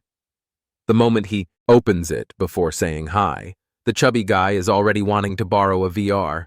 Everyone is confused, gaining a lot of startled points from everyone. The secretary, who is getting all excited, already informs Wei that several companies came to give him some gifts. The light bulb head says, "Wow, Wei, you're the man. Don't keep secrets from us." While the fool shaman is in the background saying, "That son of a gunway drawing attention again." Poor protagonist, he just lives his life. And this guy suffers the collateral. The protagonist stops to think and is sure it must just be the old man from the Wang family. And then he tells everyone to grab gifts and thank the bosses at work. Everyone turns to Qiangyang and Lin and thanks them, saying they are amazing. Sean relaxes, saying in the end, this idiot is just any employee. Only he can call Shioshi and Kiki. However, in the midst of this blonde guy's breeze, Shiokian's brother Wright says that our boy needs to stop being so shy. Several people from the family already want to pair the two up. Now the blonde guy is confused. What do you mean pair them up? And then the brother also announces UI is now the director and largest shareholder of the company. Everyone there is a bit confused and at the same time congratulating the protagonist, and Lin says that this was the Eller's wish, and now they don't even need formalities with each other. The protagonist, looking at the boss, just thinks that no one even noticed she's no longer the same person. And the system gives a few more points for him having left everyone at work in shock. Then the giant thigh tells them to leave, but the protagonist asks him to wait, wanting to know where she's going. She just says that staying there is like being near a bunch of flies and her buzzing is annoying. Apparently, she used the guys' names and they are saying that she's really much gentler lately. The poor thing really humiliated everyone, while Shaman is tearing up the floor, wanting to know why everyone is treating Y like this. In the room, the protagonist is asking what else she needs to do the so-called alchemy that he would fetch everything. However, the tall guy says he doesn't need to worry so much. The most important thing is the shell, so they will focus on lunch. At that moment, His phone rings, and on the other line, someone screams for help, saying they have been kidnapped and are at some dark moon bar. Ah, it's the chubby guy from the apartment, and the protagonist says, "No way he's going. Let that chubby guy get himself in trouble. He just wants to steal my money." However, the friend offers an exclusive fan club CD to convince the protagonist. Our boy is sure his friend wouldn't offer something like that, so he's in a bind. Meanwhile, the fool with the blonde hair is just listening, saying that's what happens to those who offend the Liu family. The scene shifts to the dark moon bar, and the bunnies are all excited. On his knees, the chubby guys are suffering. Wow, man, suffering. Maybe I jumped the gun with my words. When the artist is out of ideas, he doesn't draw the clothes, just painted the body instead. She orders the chubby guy to lift his head, and as soon as he does, she uses a strange power that seems to mess with memories. She asks if he remembers anything, and he replies that he doesn't, because he blacked out when he was kidnapped. She then tells him to tell everything about that certain person without revealing who he is. The guy starts talking about how they are close people, having known them each other for a month, when suddenly a bunny opens the door and tells the madam that Louis has arrived. She then tells them to stall a bit while she finishes extracting the information. At the night farm, the protagonist is entering, and the bunnies are hopping around. Even King Nyang thinks the clothes are daring, but it's not for nothing, my warrior. You're on another level. The first bunny of this wild territory approaches our boy from a very curious animal breed. She clings to our boy, clearly showing fear. However, our boy says he's not in the mood for Zootopia today, and he yanks the arm of the fierce one. "Oh, what's this?" Threw her on the ground and even told her to explain where the so-called god of wealth who rules this place is. And she replies that it's fine since she can't hit him that way. She'll hit him another way. And the muscle heads are arriving. Well, protagonist, it would have been better to take a bean first. Wow. Here comes a little green guy teleporting in, throws a punch, and the protagonist disappears. Wow. What's this to? You already hit one. Teleported belly first into another punch the bald guy in the face. The guys are all crooked while the protagonist activates the new piercing punch and sends everyone flying away. The musclehead is there confused, saying, "This doesn't make sense." But in a second, the guy already has his hand on his face and bam goes to the ground. They'd almost crush our boy's big ball. "What's this? Get out of here, bald guy. Old man." Our protagonist is finding it strange. Why is the Martial Legion hunting him down? And Uwe asks the bastard to help, while the bald guy tells the bastard to shut up. That's right. The guy said it's fine, but he's going to keep kneeing over there in a corner. Cran doesn't care about you, man. She's sipping a glass of wine calmly. And here goes the fool, right? He wants to get beaten by a hot girl. I don't blame him. He tries. She holds his arm. A glare tells him to break it. And bam, the fool is sent flying. The leader of the Legion is all confused while Louis smiles and says they shouldn't mess with her. That moment, King Niang approaches and says that since it was a rescue mission, they needed to be quick. At the same time, the guys realize they are not prepared yet, while the fierce one asks them to show the tricks they have. However, suddenly, she feels something strange and falls to her knees, weakened. Someone then warns on the communicator that the effects of the powder shouldn't last long. At this, the protagonist realizes there's something in the air, and the bald guy says that now that they are wrecked, it's easy to finish off the two. However, the fierce one pulls him into her lap and she, "Oh my God, what are you doing?" "Hey babe, relax, I got this, just stay up there." He lifted her off the ground and placed her there, charged in, punch. However, the bald guy seems to teleport. When the guy in the red shirt appears next to the protagonist, he unleashes a flurry of punches that looks more like a hurricane of bullets. However, the dude used Kill's technique along with another one. Look, they're spinning around our boy. No one knows where they come from. When suddenly the two are coming from each side, the guy tries to attack again with a big punch to our boy's face, but now he raises the shield and not even the guy's sword goes deep. Whoa. And the guys took collateral damage. Okay. Both went down. The dude is shocked, wanting to know how their physical strength was destroyed like that.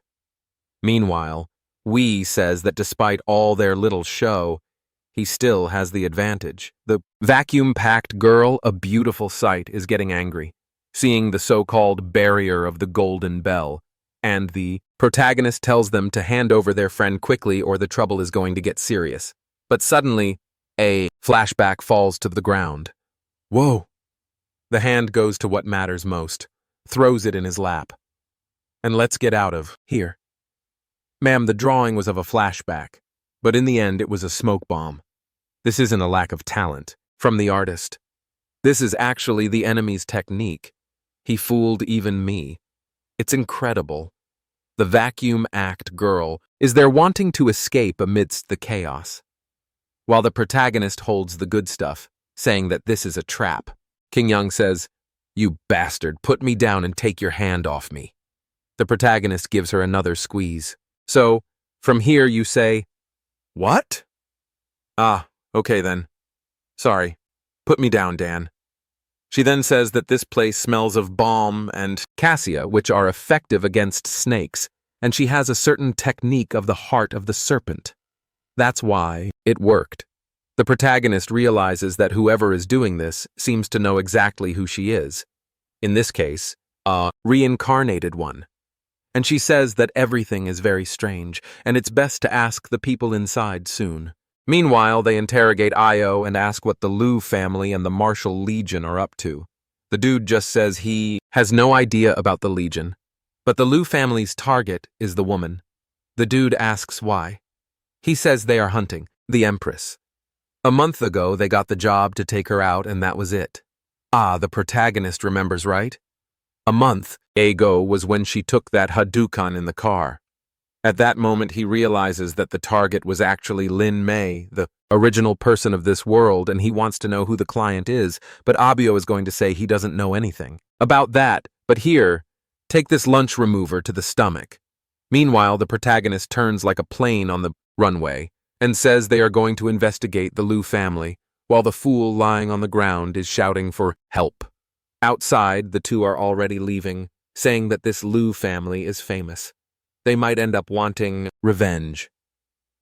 I was going to comment that the friend hasn't been saved yet, but look at the poor guy there asking for help, saying he hasn't been saved yet. Elsewhere, the waitress is telling Shonen that the person he was looking for has arrived. However, the blonde guy says that the only person he wants to see right now is Hyoke. Until our protagonist shows up all beaten up, calling for him. He pretends to be dying and says, "Friend, the Martial Legion came to kill me. I don't have much time." Sean comes over. "Are you sure? You're not fooling me, are you? You're going to die, right? Because finally some plan has to work out. For God's sake, you better die today."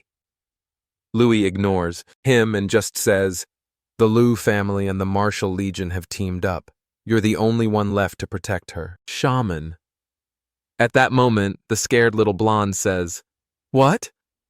The Liu family wants to hit Shio. "Those bastards, they're going to die now." Immediately, he calls the two lost guards, who I don't even know what they're doing there, and tells them to join forces to resolve this. He also tells our boy to conserve energy while the ambulance arrives, that he will shook Shioi, that he is the one who saves her. However, the girl was right there. Huh? And she comments that she didn't imagine he had this way with other people. Meanwhile, we see that Guonan, when he was about to leave, was pulled by a chubby girl into a room. He asks how her recovery is going, and she sits on his lap saying she doesn't feel well. Her heart is warm with his arrival. Meanwhile, he also brings a paper list with the names of the people he is investigating. He goes all excited to grab the list, but she snatches it from his hand and says he'll have to call her Young. This chubby girl, just like she says, is an investment in Bitcoin. If you put her in the gym, the evolution will be fierce. Is there a good chance she'll leave you after that? Yes, but, well, not anymore. You'll be alone once she gets hot. Shonen is there saying he'll call her dear, and she immediately crushes him. After a lot of beatings he couldn't handle. The poor guy is leaving the hotel looking worn out when our protagonist was off to the side. He grabs him in the alley, shoves a little ball in his mouth, and says this will help him revitalize. Shonen, all scared, wants to know what the fool is doing there if he was supposed to be in the hospital, to which he replies that modern medicine is amazing. He recovered very quickly. Shonen, angry, says he's being deceived and asks for the ambulance money back. But the protagonist wants to know if he found out who was behind all that. The blonde tries to disguise it, saying, no, he has no information. But the protagonist knows the guy and slams him to the ground, telling him to reveal everything right away. And he starts searching and finds something with information under his pants. Oh no. Actually, what he left was a recorder when this dude was leaving.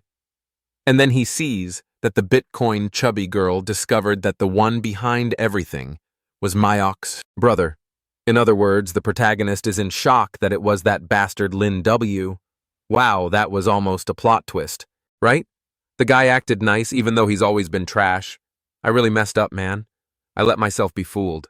However, Shaman is holding our boy, saying things aren't that simple. Our boy, however, comments that this isn't something for him to get involved in. But the blonde says he can't just pretend he doesn't know anything. Yet, the protagonist completely ignores him and rushes out, while Shonen is punching the wall, saying that one day, UI will bow to him too.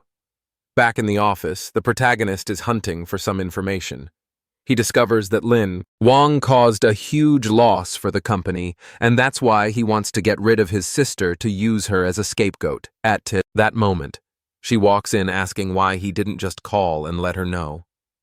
She comes in all red, wanting to know what a mere mortal was investigating. The protagonist finds this a bit strange and asks why her face is so red. At that moment, she puts her hand on her forehead and says she has a perfect solution. Right away, the protagonist notices her weird heart-shaped eye. She had been taken over by the other personality.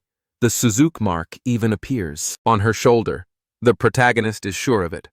However, the fierce one doesn't stop right in the recliner. The position is like a chain. And the weird one still says that the last time she tested him, he was kinder out of nowhere. Now he's getting so threatening to not use another word, right? She says like tough. He's confused, wanting to know what this test business is. And the fierce one explains that she is a soul weapon that is separate from the body, basically another spirit. And it was the witch herself, Miyoki, who saved her. In a flashback, we see Miyoki all Empress-like, right? Looking at a rare artifact. Wow. But she just broke it and said she wasn't interested in that. The moment she broke the dog's soul, there was nowhere to go, right? And she looked for a body to use as a vessel. The fierce one sat down, opened a shells, and started that huge cultivation. She absorbed along with that all the resentment that soul carried.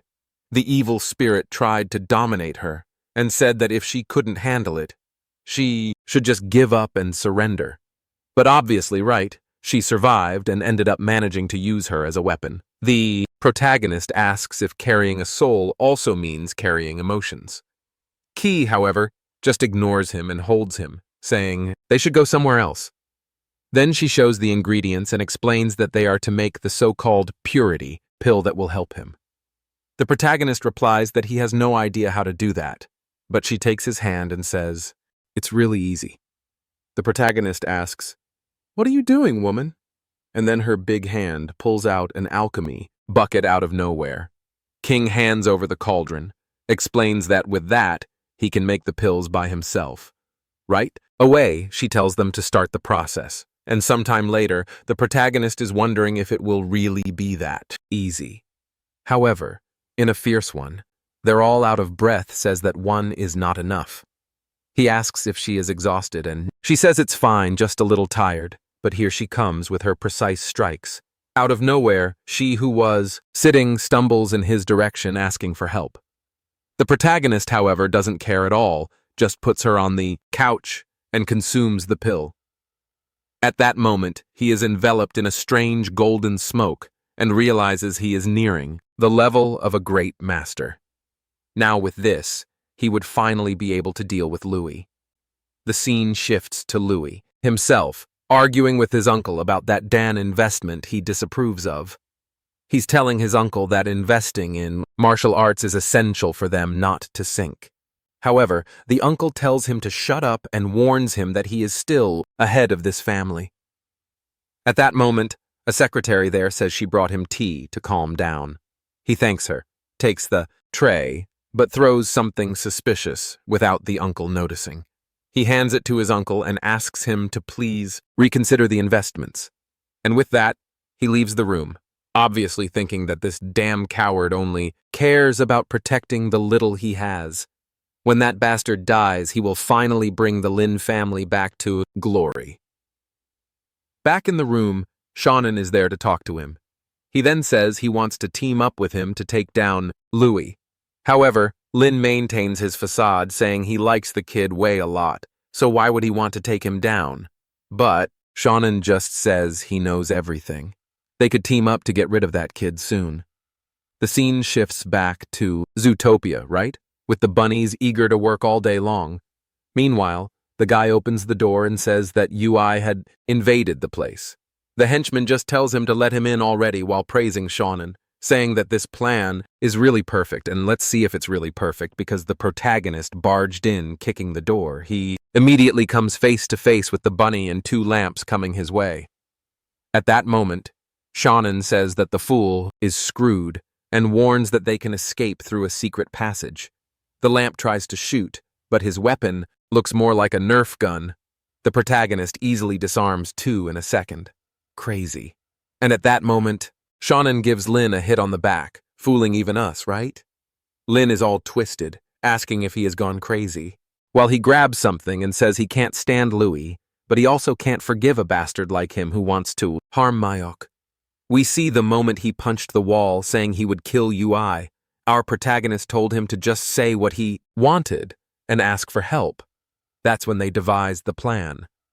Now, Gusham smashes Lin's face, saying that this bastard deserves a beating. Crazy. But the Vacuum Act one suddenly appears there with a knife in hand. She tried to launch a beautiful attack on our boy, who dodged. Wow, but she was immobilized. Damn, I thought she was more powerful. What's this protagonist? Immobilized. But what position is that man? Are you scratching the girl there? And she wants to know who he is, how he knows about the Empress, but the protagonist just warns that he will have to see who is behind that mask. Upon removing it, he remembers he has seen this woman before. It was the one who threw the smoke bomb back then. The vacuum-packed one, however, is starting to feel the poke and wants to know how long he will keep holding her in that position. The protagonist realizes that this fight was different from what he imagined, and lets her go, apologizing. However, he's a fool, right? Because as soon as he let go, she tried to launch a spinning kick. However, in the end, she got screwed again, ended up in an even worse position. While the protagonist was pinning the vacuum-packed one, the fool Shannon was there dominating the kid. However, he is so stupid that he managed to hit the side, raise his arm, and take a hit on the head. Wow. But Lin Wei was all messed up getting up, saying he would have to flee to the east area. In the memory that the vacuum-packed one wants to escape, our protagonist won't let that happen. She then stops and says he is too curious and will give a reward for him winning. And out of nowhere, she says she will tell a story. She was a sword dancer who performed in the moonlight, a young woman from a noble family who wanted to run away with her beloved. However, after the escape, things did not go as expected, and another man was waiting for her. In this, apparently, the husband was killed and she was captured. The buyer was a sinister forger who kept her imprisoned to be the moonlight dancer. She was then forced to become an evil sword full of hatred and went around stabbing everyone until one day Lin Mayok appeared, stepped on the gigantic sword, and told her to stay still, no longer to kill anyone. The protagonist realized, right? So she was the soul of a sword. And the Rap 1 says yes, she's only telling all this because King Niang seems to trust him. Suddenly she clings to our boy and asks if she can share this body of vitality. Now it's time for our boy to recoil, wanting to know what this business is. However, she says they would be perfect to break a connection. The protagonist, however, is going to say that he thinks she won't withstand this connection in the more spiritual sense when suddenly some samurai guys appear there. But in this, the rat one steps in front and says that this person cannot die yet. Even so, Lin orders to, saying that the two should die. Then in this, she then says it's okay and warns that she will reveal her power. Suddenly the sword begins to emerge from the middle of the chest, while the protagonist is activating the piercing light punch and sends it in the direction of everyone. However, he is surprised. The blow that normally finishes everyone off had no effect this time, and the exhausted Lin Wei warns that the Ronins there are at the very least at the level of a master. Hiring them was extremely expensive, but now finally the bastard was going to die. However, in this, the rap's sword comes flying in front of the guys who seem to be trapped in a strange aura. The guy next to him tells him to attack already, but he already has the sword in hand. The guy insists, but obviously he gets cut. At that moment, she had taken control of his body and started massacring everyone. The crazy thing is, the rap one is there controlling everything. I thought she was on her protagonist's side, but suddenly she comes to attack him, and he is in shock, especially since she just defeated numerous masters. In this, she sends a barrage of punches at the possessed bastard. However, the bastard protects himself with the sword, but the protagonist, from one second to the next, uses the shadow pass, appears behind. But even so, the guy turns in time and hits the hilt of the sword in the middle of the poor guy's ribs. Mentally, she tells the boy that he has no way out, and gives two options. Either he would help her get rid of King Myang's curse, or he would be turned into a corpse. She comes to deliver the final attack, but the protagonist approaches and grabs the hilt of the sword, saying he chooses none of those. However, upon making contact with the weapon, he manages to understand what the sword really wants in her emotions. In this, he pulls it from the guy's hand, saying he understands that she just wants to be free and take control of her own life. He uses the power there to start dissipating the evil energy. The system alerts that he has unlocked the soul form and earned a reward. The protagonist then makes a cut on the last one left, and in this he falls to the ground, releasing smoke. The rap one then appears beside him, saying that, yes, he won. But does he feel good for her? Trying to modify his soul trapped in an evil sword was very naive. The protagonist, however, gets up and says that he doesn't need to change anything. He understood everything when he grabbed the big sword. The crazy thing is, out of nowhere, the mad woman wants to lick our boy's neck, saying that now he will beg for his life. But then Kimming appears, saying she saw that she changed her appearance, but always knew who she was.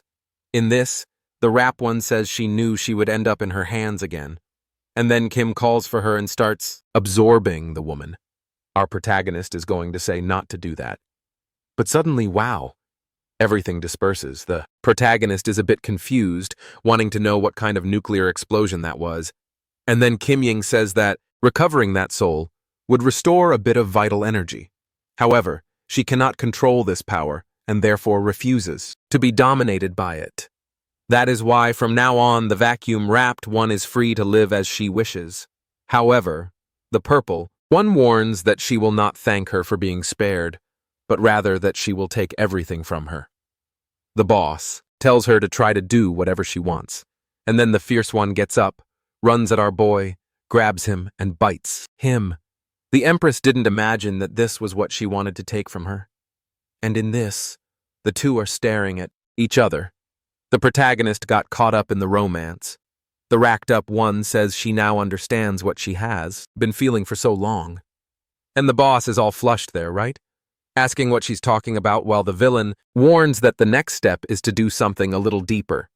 However, in this, Kin throws a little jab there, forcing her to take revenge, and says she better be careful or she will be killed. That's for sure. But in this, the feisty one says she's leaving.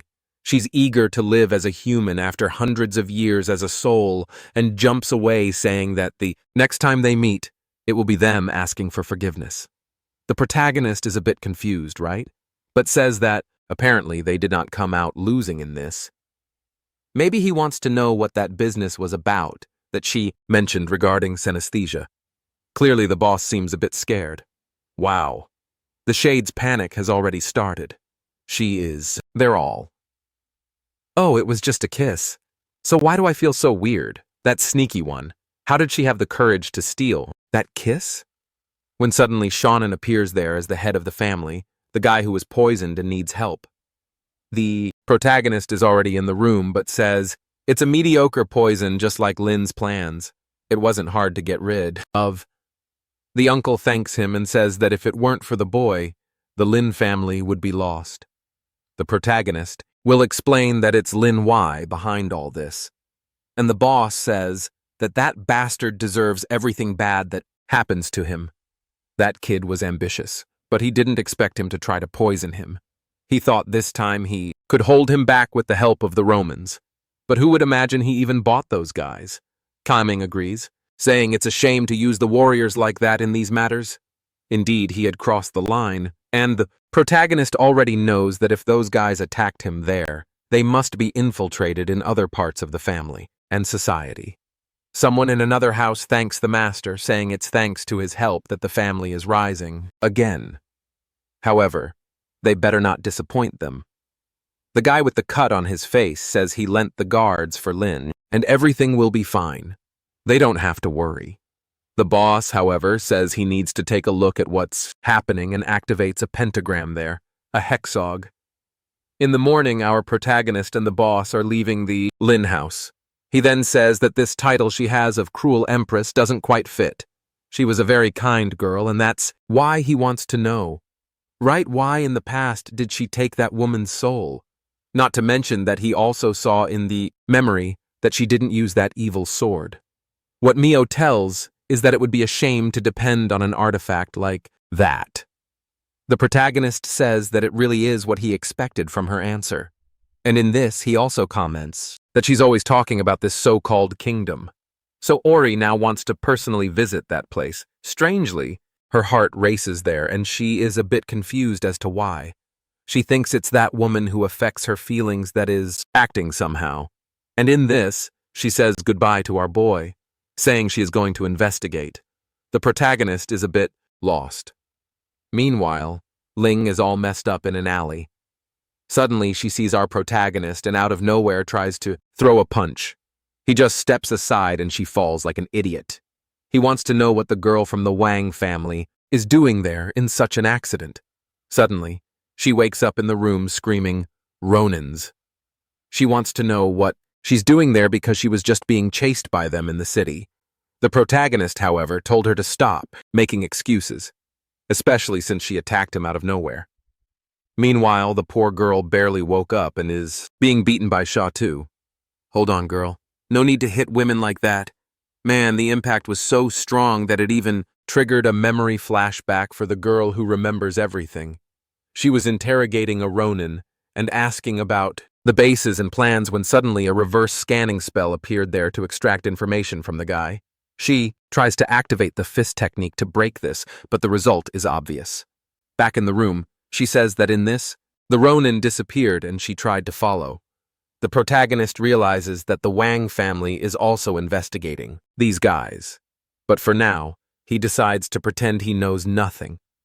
At that moment, Wang appears saying he has already sent for the manuals he requested.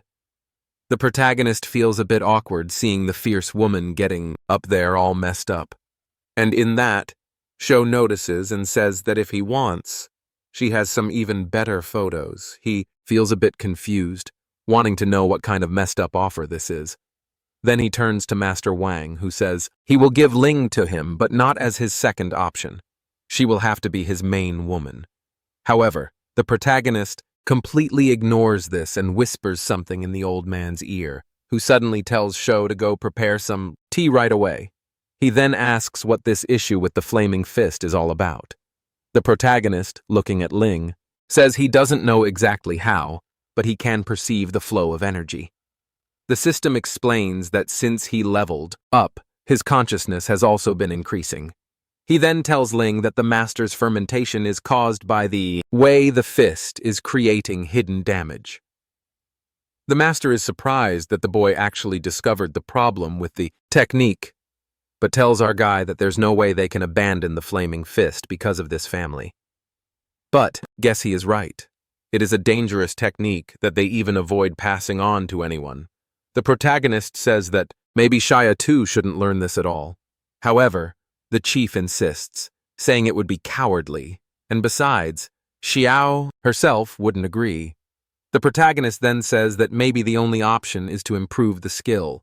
Both seem scared and say, it's not that they don't trust the boy, right? But trying to evolve the legendary technique like this wouldn't be that easy. Well, at that moment, the gigantic show too. I still haven't gotten used to it.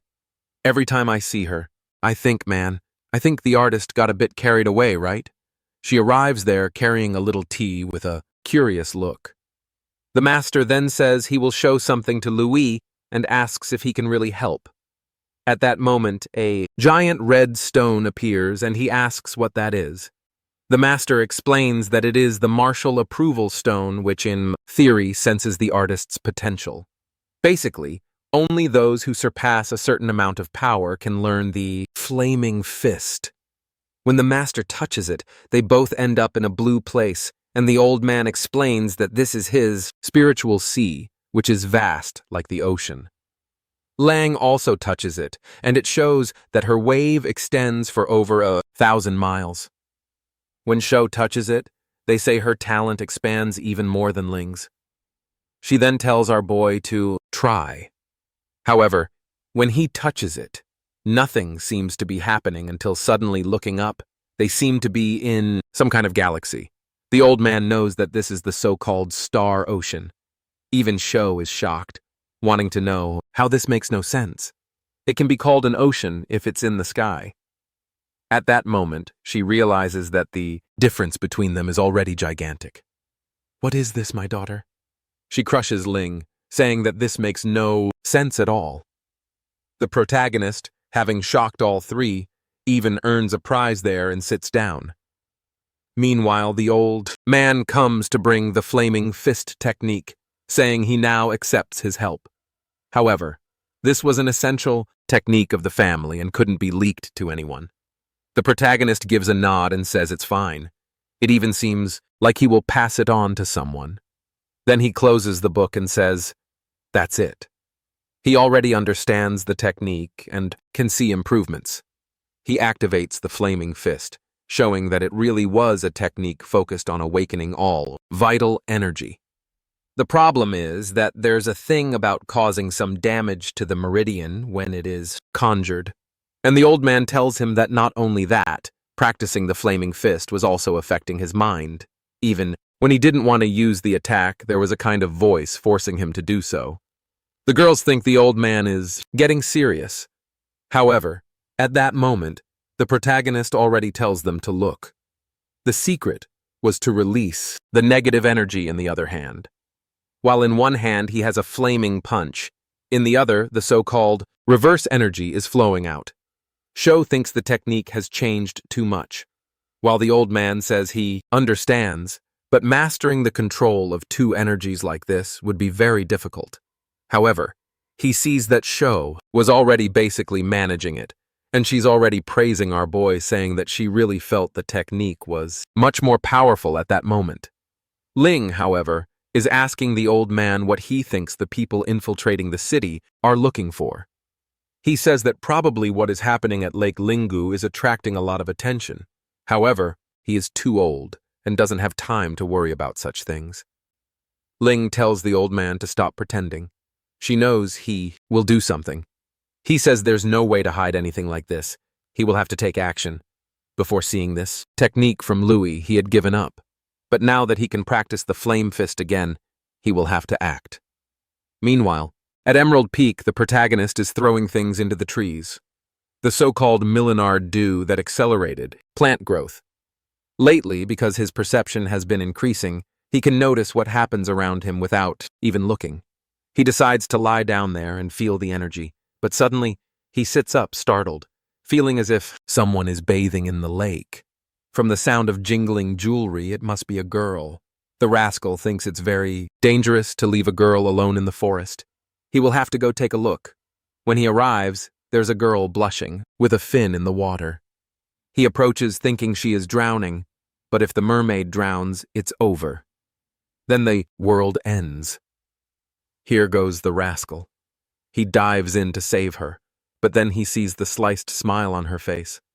She then says he shouldn't have jumped in, and the protagonist wants to know where the girl's hands are. Wow, the girl is kind of a snake. She has no arms or legs, just the circular balls in the middle of her torso, right? And she says she will be kind and will kill him before eating him. The protagonist is confused, realizing he came here to do a good deed, but she is betraying him. While the girl says that if he fell into the hands of another, he would have suffered much more. She is there squeezing, saying, "Wow, how resilient he is." But she likes it that way with a lot of vigor. She gets closer, telling him to stop resisting so much. The protagonist, free himself, activates the flame fist and burns the rascal's tail. With her tail hot, she jumps into the water, wanting to know what this bastard did, while he says there's more to come. However, suddenly she appears scared, and a gigantic dragon is emerging behind the protagonist. The snake girl is about to flee, but the dragon tears her in half, Dan wasting the whole design of the girl. Suddenly, the beast appears on the protagonist's back and stares at him. The protagonist is there scared of the power. The monster is emanating when Cayenne grabs his arm and tells them both to run. Apparently, we are back in the forest and she's all wet, telling our boy that they were lucky that monster wouldn't want to come into the forest. She wants to dry off of her support, but it's not working anymore. In that, she explains that she was trying to cultivate the herbs, but the demon beast destroyed everything. The protagonist is angry, saying that that bastard was all his. Wow. Then he shifts to Zhang, who is saying goodbye to her fans with a smile. Was that the demon weapon? I think it is, right? The girl suddenly decided to become a streamer. She waves goodbye to her fans, saying she will see them another day. While the Empress is there wanting to know what she understands about the ethereal lake monster, the rascal sits there all crooked, saying she said she would beg next time. Now she is there asking for help. In that, King Ming says it's okay, so she will just absorb her soul again and look for someone else. Right then, Zhang proposes an information exchange and says that the demon is injured and recovering. The protagonist, however, says that creature is extremely powerful. It was difficult for that to coexist with humans. What he doesn't understand is how the Empress knew that Zhang would have this information. She then tells him that just before she ended up in this world, she had already lost contact with the weapon. Uwe then understands right that the weapon Zhang had arrived in the world before the Empress, and she praises our boy, saying that yes, she's been living there for over a year, probably at the moment she left King Nang. The flow of time for her to reach that place was different. The protagonist now understood, right? I'm sorry, but I can assist with that. In this, there will be a big bite on the balls while Sin realizes that the master, just like her, had been deceived. The dragon then turns and warns that now that the item has been consumed, he will finally be able to get the like in this video that helps Mamoru makes more juicy content for his viewers. Activate the cheeky little bell and The story begins with a crash car and someone asks whether or not they should save their boss. He's performing CPR, but he's unsure if he actually wants her to come back to life. This is because she made him work under the 996 schedule. Basically, you work from 9 o'clock a.m. to 9 o'clock p.m. 6 days a week, and that's why watching her die, he wonders if what happened to her is just karma accumulating. He starts to lift her, but wonders if at least helping her now might earn him some good virtues. He moves toward her sweet lips, when suddenly a golden light descends from the heavens and enters the woman. The protagonist complains that if she dies, he wants Nuku to demand his labor rights from. At the same time, He says he never imagined her lips would be so soft and sweet. At that moment, she opens her eyes. The protagonist is blushing as she asks if he's looking to die. A system message appears stating that he successfully startled the Empress and has earned the ability of divine appearance and a golden shield with 31 uses. The protagonist doesn't know where this system voice is coming from. As a leg approaches him, it looked like he was going to get kicked, but instead he's being tortured in a cruel manner. He resolves it with jujitsu and starts running from this dangerous boss. She then says he'll have to face divine punishment, but the protagonist is confused and asks what's going on. He tries to explain to her that she just fainted because she hit her head and asks what she thinks she's doing. Lin finds it strange that she can't use her true energy, being crushed in a cruel way. Our boy says she better go to the hospital, especially since the ambulance won't arrive quickly. He still needed to return to work, but it would be nice if she paid extra for everything he'd done. However, Lin is staring at her hand, confused, not knowing where she is or why. It seems all her energy has disappeared.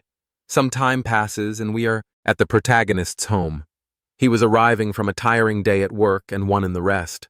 As soon as he enters, he finds his chubby friend in his natural habitat and asks if there's any food left. However, the friend only asks if he was drained by the evil boss.